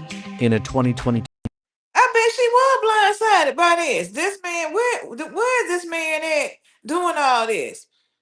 Looking like he's sitting in the closet somewhere, with the lamp with no shade, sitting up here with the pink biker shorts on, the t-shirt on with the balloons, and then he done put some fake nipples. Y'all better stop. Please stop. That embarrass this woman. Talking about she devastated. I bet she is. And she need to be thankful that she got released from her position as Department of Homeland Security. Because this right here, what he doing, could have been, it could have been, like I said, you could have people trying to get money from you to keep your little secret. You know, it could be a security situation. So we got Lou saying, what is this fetish called? I don't even know. Craftsman said earlier, he said that the person you're with is a reflection of you. That's an excellent point. And then he also said, when you talk about your partner, you're just talking bad about yourself. You picked them. Ding, ding, ding. Exactly. Ding, ding, ding. Exactly. And that's why I'm like, okay, sir, why are you out here doing all this? Why are you out here on the fetish website with these people? David Zarowski, blackmail. That is the word I couldn't think of. Thank you guys for filling in the gap for me, because I just can't believe this mess. When I saw this, I was pissed, because just like with Bill Clinton, let me tell you, I may not have said this about Bill Clinton, But I could tell that when they had the Epstein deposition, when Miss Hillary Rodham Clinton got up there and was saying, it had to be bothered to be on the stand. You can tell that she was incensed and pissed off that she even had to be there. And they up her asking her about her husband's philandering, as if that's a reflection on her. Not what Bill chose to do. But I'm thinking that, you know what? I'm just gonna put it out there. I think that Hillary could have went a lot farther in her political career if she wouldn't have been tied down with Bill Clinton and all his foolishness that he did. Okay, she could have probably went a lot farther. Because a lot of times when your husband cheat, they always look at the wife as if she didn't do something or that she the problem. No, no, no. This man did what he wanted to do, and I feel like his philandering and his lack of morality is what impacted her ability to go farther in her career. I'm just gonna put it out there. If you don't like it, that's fine. Those are my opinions, okay? Feel free to put yours in the chat. Let's keep it going. Interview with Elysian, Kristi Noem said that their family was an open book and It wasn't that transparent. open. The Daily Mail also spoke with national security experts who said the existence of the scandalous photographs could have made Kristi the subject to potential blackmail threats. That's right. Former CIA officer Mark Polymeropoulos told the outlet that the photos could be a, quote, tantalizing lead for a hostile intelligence service. Kristi was ousted from her role at DHS on March 5th after a pair of disastrous congressional hearings, including fumbling a question about whether she was having an affair with top aide Corey Lewandowski. Have you had sexual relations with Corey Lewandowski? Mr. Chairman, I am shocked that we're going down Lady, and you should've peddling said no. tabloid garbage in this You should've committee said no. today. Reclaiming and my ma'am, time. one thing that I would tell you is that he is a special government employee. First of all, if you're being questioned at the highest court, right? If you will, you're being questioned by these Congress people, and they're asking you if you're having a relationship with your subordinate, and you're going to say, well, I just can't believe that we're asking these frivolous questions. No, man, you need to be saying, no, I have not had a relationship with this person. No, I have not. Heck no. She should have been very definitive. If my supervisor came to me and said that I did something, if I know that I didn't do it, I'm gonna be real bold with the answer, especially when it's far out there and reaching. I'm not gonna say, well, sir, well, are we dealing with this frivolous matter now? Are we? I'm like, no, that's not correct. No, I'm gonna do it just like how I'm telling you on this screen. I'm be like, no, that's not true, sir. It is not. I'm talking like that. Okay. Craftsman said, I think you were spot on. Thank you. And he said Cash Patel will be next. Yep, Cash Patel and that Tussie lady, whoever is over the intelligence, I think she's on the list too. I believe that. But we're gonna see. Okay? We're gonna see. So we got Lou saying, so is this why she was having the quote unquote affair? That felt like maybe they just had an open relationship. I don't know. Maybe that's what it was, honey. I don't know. I don't know why she was doing because she never said that she wasn't messing with that man, and that man was married too. And you got your husband sitting behind you, and they asking you all this stuff, and you're saying, "Well, are we gonna talk? Are we really down to frivolous things?" And they did say that they think that Trump didn't like how she responded to that, and that may have contributed to the decision to move her elsewhere. Okay, let's keep this going. For the White House. Lewandowski, who is also married, has been by Noem's side at high-profile events, even sitting side by side across from Guyanese President Irfan Ali during a meeting in the South American country earlier in March. President Trump shared surprise about Noem's husband's double life as a cross-dresser, telling the Daily Mail that he felt, quote, badly for the family. I haven't seen anything. I don't know anything about it. That's too bad, the president said. Trump said he felt bad for the family, honey. Trump, I can't. What y'all saying here? I done talked about this too. I had to go ahead and say something. David says women have to work twice as hard as a man to progress in any career. I'm gonna have to agree with you on that. I really do. I'm gonna have to agree with you on that, sir. When I see, when I and I'm not, I'm just gonna tell y'all, when I have seen certain men at the workplace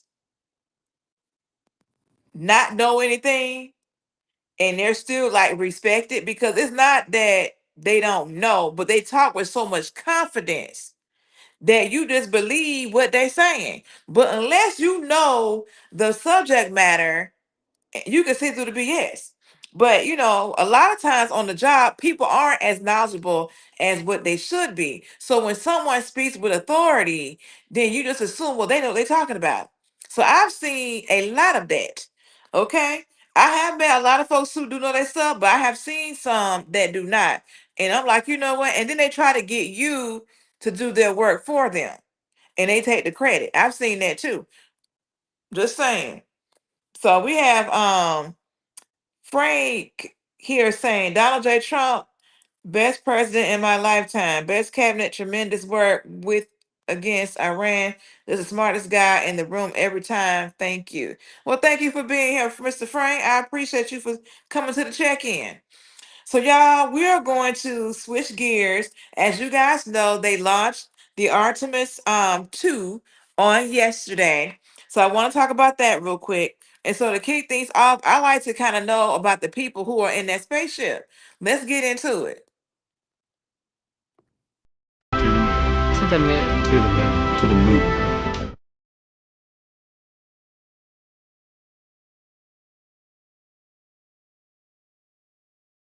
So y'all read the screen, but there's like 4 of them going. 3 Americans, 1 Canadian. And she's been on different space flights before. This is like 47. Go ahead, ma'am. I think all of these people are like in their 40s, if I'm not mistaken, except I think the commander, if you will, is like 50. Okay, this guy right here, I think used to be in the Air Force. So I didn't realize how many of these pilots were in the Air Force. Well, I'm sorry, these what do they call these folks? These people going to space, astronauts. I didn't know how many of them had been like in the military prior. That's kind of interesting to me. But yeah, this dude is what, 50 years old? A fighter pilot, yes. He don't look 50 though. So he's the one that's from Canada. And as you guys may have heard, if you were here when Trump did his address, he mentioned how they were going to like go, I want to say on the back side of the moon, all that other good stuff. So I think in the next couple of hours, if they've done so already, they're going to try, once they get to a certain point in their journey, they're going to make sure that all of the equipment works well, and they're going to either let me stop real fast. They're okay. They're either going to turn around and come back, or if everything's working out, they're going to proceed on to the moon, because at that point, you know, you have to make sure that everything's working, okay? But we'll get into that on the next thing. So we have Craftsman saying, I want to see the aliens on the dark side. Lord. Then we have David Zarowski talking about DJT is deranged. Then we got Lil You Know It saying he should do a live, you're fired press conference every time he fires somebody. And he says, yes, many are military test pilots. See, I didn't know that. So when I was reading watching this video, I was like, oh, that's interesting. Yeah. So it kind of, provides a more human component to the thing, make it more real. We got David Zarowski saying the money spent on this trip to space would be better spent on U.S. healthcare. I heard that. Craftsman said that most of your commercial airline pilots are ex-military. I did see where they were talking about in the military offering maybe some type of bonus to try to keep those pilots in, because a lot of them, like you said, end up going to the commercial sector, getting paid. Yeah, one of my friends' dad, she was a pilot. I mean, he was a pilot out of Dallas. Oh yeah. So let's go ahead and hear a little bit more about this mission that they're going on right now. Let's get into it. On a 252. Hey everyone, welcome back to a special Artemis 2 edition of the Daily Report. Okay, I need this to switch. Hold on. NASA has kicked off a historic lunar mission, sending astronauts farther from Earth than ever before. And for the first time, humans will lay their eyes on portions of the far side of the moon. 3 American astronauts and 1 Canadian have been preparing for years ahead of this mission, which will take them on a 252,000-mile journey around the moon and back. They are Commander Reed Wiseman, pilot Victor Glover, and mission specialist Christina Cook and Jeremy Hansen.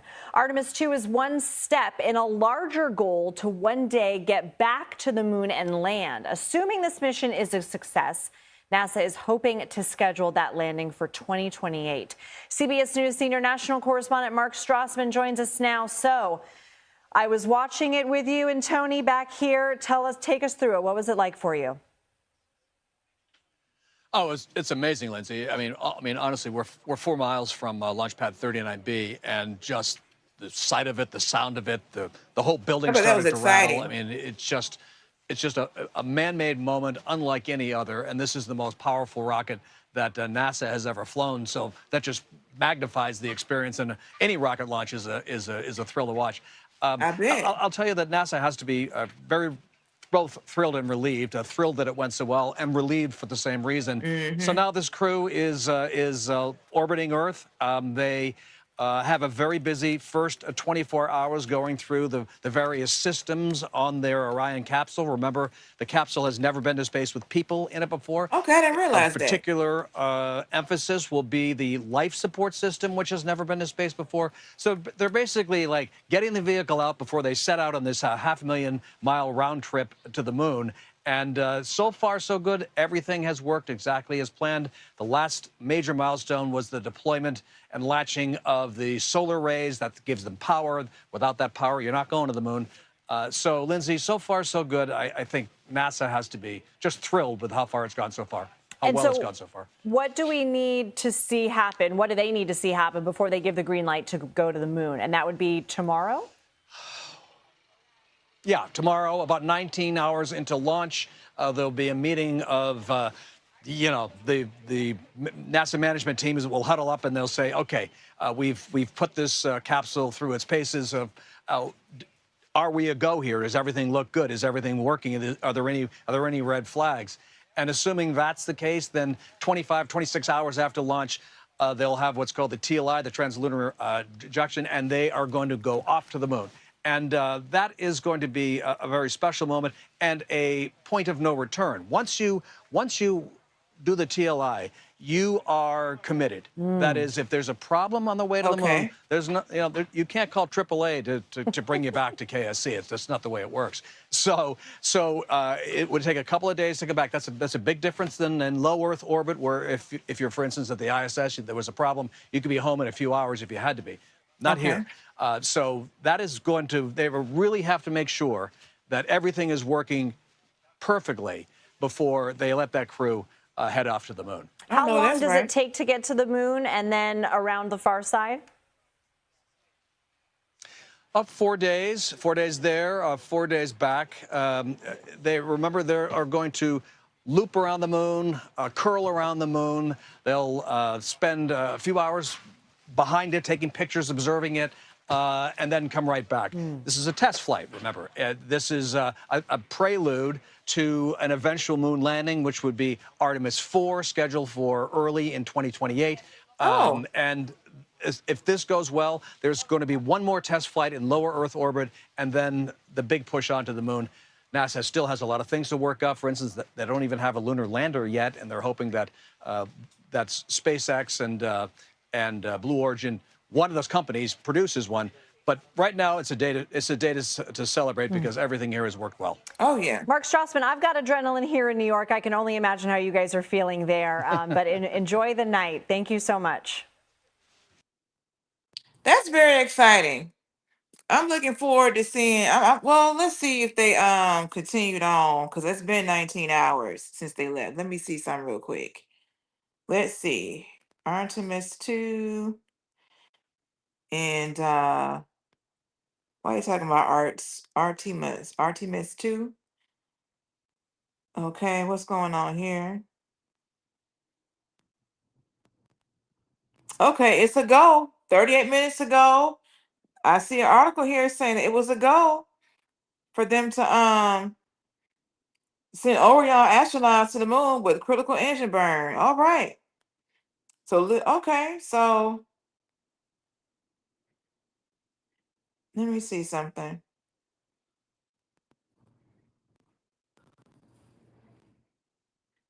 Let's see.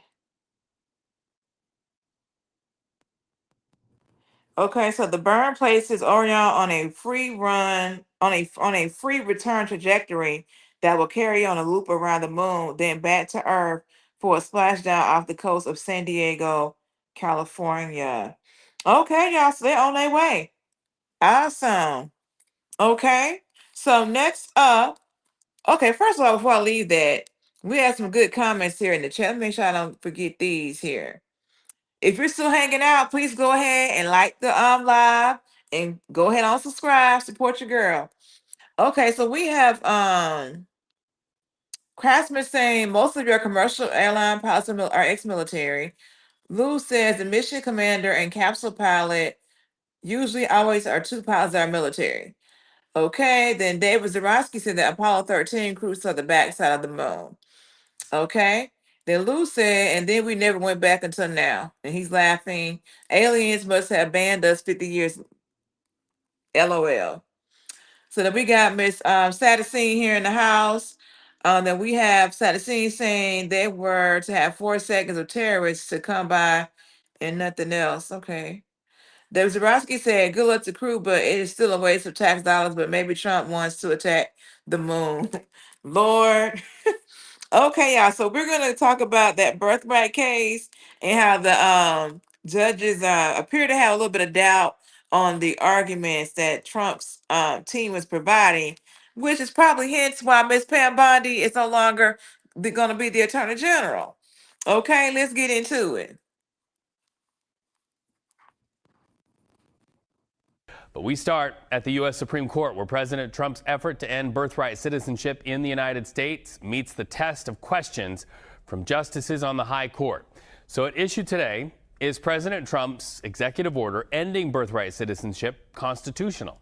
President Trump made history, becoming the first sitting U.S. president to be present for those oral arguments at the U.S. Supreme Court. You see his vehicle right there. Now, he's back at the White House as of this hour, but he attacked the court ahead of today's hearing. He criticized its ruling against his tariff policies. He also says his birthright executive order would stop what he calls the sale of U.S. citizenship around the world.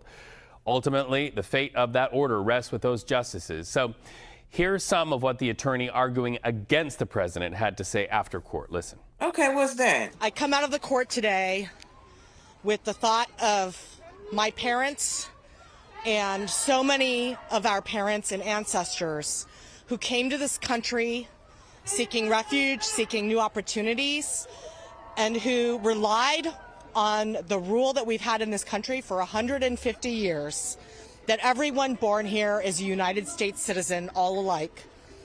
And I am confident that the court is going to turn back this president's effort to radically rewrite our 14th Amendment rule of birthright citizenship. So let's talk to somebody who keeps me grounded and smart. CBS News chief legal correspondent Jan Crawford joining us outside the Supreme Court. Do you all think that Trump has the right to just decide via an executive order that if you're born here, you know, you may not automatically be considered an American citizen? Like, what do you guys think about that? I put a little poll in the chat. Let's see. We have Jesus Perez saying in Europe, every child is born, it doesn't have citizenship automatically. One father has to be citizen from that country, otherwise he is not given right. So David Zarowski said that France has the same rule. Excuse me. Okay. Yeah, let me know what is if you're from a different country, let me know what the rule is where you are. That's interesting. Thank you guys for sharing that information. Let's keep going. Okay, so you were there, you heard those oral arguments. First, take us through what you heard in a general sense, Jen. Well, in the most general sense, Reed, I think we can all pretty much safely say that President Trump is going to lose another case in the Supreme Court. You mentioned he lost the tariffs case. He's not going to win this case either. These justices, through their questions, through their demeanor, they clearly indicated today that they do not believe that President Trump can redefine what it means to be a citizen in this country by the sign of a pen with an executive order. That long-held understanding that if you're born on U.S. soil, you're a U.S. citizen. They do not believe that President Trump can just come in and say, unless, of course, your parents are here illegally. So you heard what she just said, right? From her opinion, she doesn't think that the judges are going to lean towards siding with Trump with this birthright citizen situation. Yet again, Miss Pam Bondi, I'm sure she provided some type of counsel when it comes to this birthright case. I believe that she actually rode with Trump to this court hearing. Yeah, she rode with him over there. Okay, so yeah. And now all of a sudden the next day, so Trump went in there and listened to I guess whatever he had to listen to, and then he left. Okay. And I guess he saw what he needed to see, and he made a decision um to remove her and to put her deputy, if you will, in as an interim. Okay, let's keep this going. The questions were pretty clear from the get-go. The Chief Justice, starting right off the bat, expressing pretty sharp skepticism when Trump's lawyer got up to make the case on his behalf. Of course, as you said, the president was there in that courtroom. I mean, he came in about 10 minutes till 10.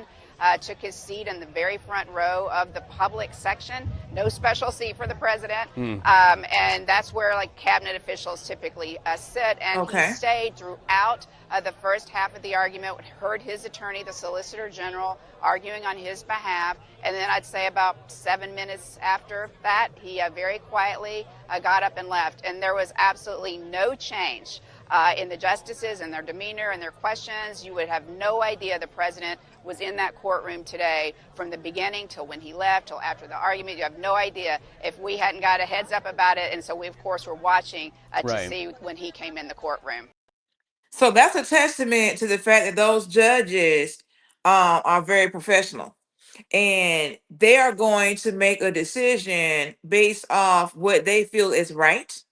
And they're not going to allow, Trump being present to affect, how they want to rule in this case. Okay. So I don't know, but I was told that a lot of times the president does not come to those kind of engagements because they don't want their presence to somewhat sway, what's going on with the decision making. However, I think those judges, they're secure in their positions, and I think they're going to make the decision that they feel is legally solid, legally sufficient. What are you guys saying here in the chat?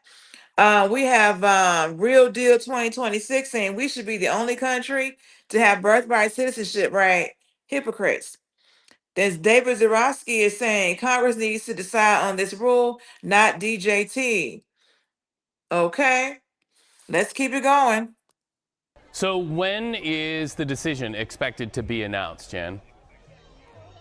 Well, on these big cases, and this one's argued pretty late in the term. I mean, it's, believe it or not, April, which I can't, spring already. So this case I would not expect to get before the very end of June. Those cases, these big, weighty constitutional questions that sometimes divide the justices, take longer for them to write, and already we're kind of toward the end anyway. So the justices like to wrap up all their opinions, and they've got some big ones this term, Reed. They like to wrap those up by the end of June. That's when their session typically ends. I would expect this one they'll be able to do pretty quickly. I would think that this is going to be a case, again, that the Supreme Court is not going to be sharply divided on. I would guess maybe one or two justices may think Trump has a pretty good argument, but it's likely, I would expect, 7-2, 8-1. But we'll see when that opinion comes out which way they go. Jen Crawford calling the courts, and also love how you call basketball. Big fan. Thank you so much, friend. Thank you. Good to talk to you. President Trump back at the White House now after listening to his Solicitor General make those arguments to keep that executive order in place. And CBS News senior White House correspondent Weijia Jiang joins us live. Weijia, the president left that Supreme Court after the government wrapped up their arguments. Why was it important for him to be right there in person in that public section that Jan just mentioned?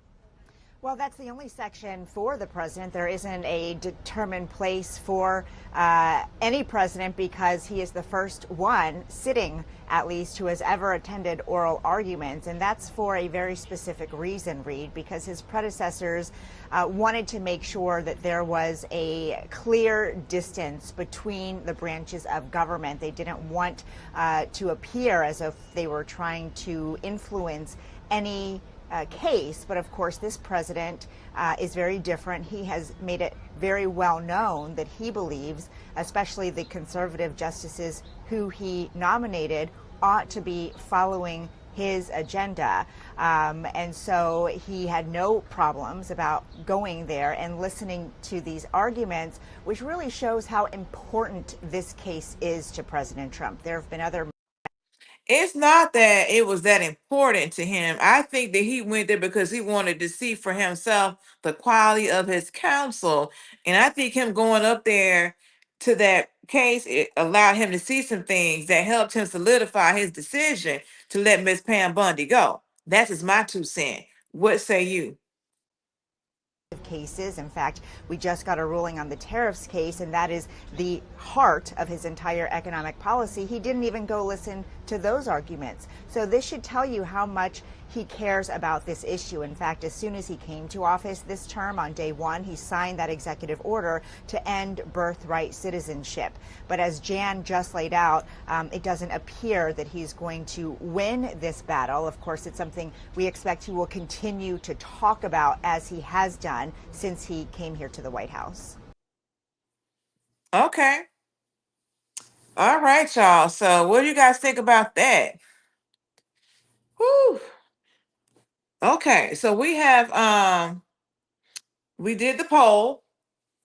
I said, do you agree with Trump's proposed change to the birthright citizenship? 33% agreed, 67% did not. Okay. We have Rob Davidson here. Welcome back. Saying there is a chair for any president to sit in. Supreme Court sits in on the State of the Union. Okay. Then we have Lou saying breaking news. Hegseth just fired the Army Chief of Staff. We did talk about that earlier. He says, I'm behind. I just can't keep up with all these antics. Yes, it's a lot going on. I definitely understand. David Zarowski said IDs will only be needed if there is serious vote rigging in national/state voting. And then Craftsman said they will never do it. They're scared of the backlash. Interesting. Because Craftsman was saying that when our voter ID didn't get passed, I lost faith in our Congress. Y'all, for whatever reason, I just assumed that we had to have IDs to go vote. And I voted in multiple states, and I could not remember for the life of me if I had to show an ID or not. I guess I didn't, since they're trying to pass a law for it, right? But my goodness. But yes, y'all. So we have had a lot that we've chatted about today. I went live earlier today, and I'm still ending close to when I normally do when I start at 7:15, which is fine. I've enjoyed talking to y'all. I have. It's been a good time here. But yeah, we started off talking about the address that Trump did last night. We kind of broke that down. Then we listened to, the perspective of the Iranian foreign minister. The people of Tehran gave a perspective. Also, the open letter from the Iranian president. We got to hear a lot about that. Then we talked about the Army Chief of Staff being asked to either retire or step down immediately. We talked about that. Okay. We talked about Pam Bondi, Kristi Noem, the Artemis 2 flight crew, and then we ended with the birthright citizenship situation and how it may not be going in Trump's favor. So we covered a lot, y'all. Do y'all have anything for me? Your girl is tired. I've been up since 3 something this morning. Yes, y'all. I be up trying to come up with these topics and whatnot, and then go to my job. So we have Lou here saying, "You mean I can't get into the club without an ID, but I can vote without one?" They saying just that, sir.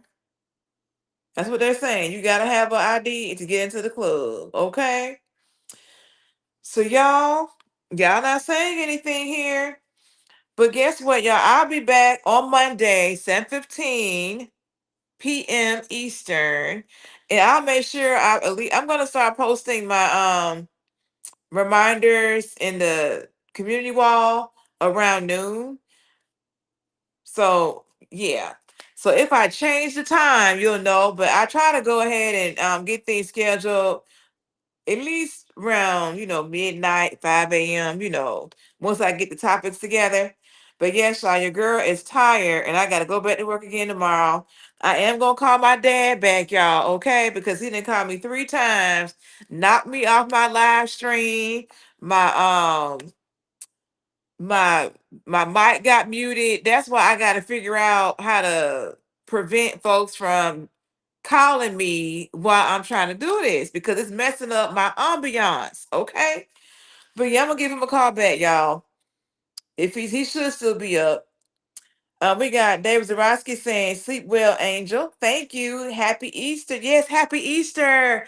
Y'all, Easter came so fast because I was like, you know what? I'm gonna take off the Friday before Easter. And then I realized, wait a minute, that's this Friday. That's tomorrow. And I had already scheduled something for the job. We're gonna go out and do a little nature thing tomorrow. So I can't just not go since I scheduled it. So I gotta go in on Good Friday. But I'm thinking about going to the Bible Museum that they have here in DC. I met this lady when I was out Saturday at the Cherry Blossom. And she came from Charleston, and she was saying that she went to the Bible Museum and that they have these things called the Dead Scrolls or whatever. It sounded really interesting. So if I am up to it, I might go and check that out this weekend. But I don't have anything planned, like how I like it. I'm just chilling. But anyway, y'all, you all have a great work day tomorrow, a great weekend, and a happy Easter. Okay. If you're still here hanging out, please go ahead and subscribe and everything. You know you like it here, and I like you being here. And so with that, I am going to sign off and get ready for bed. But I'm gonna call my dad first. Bye.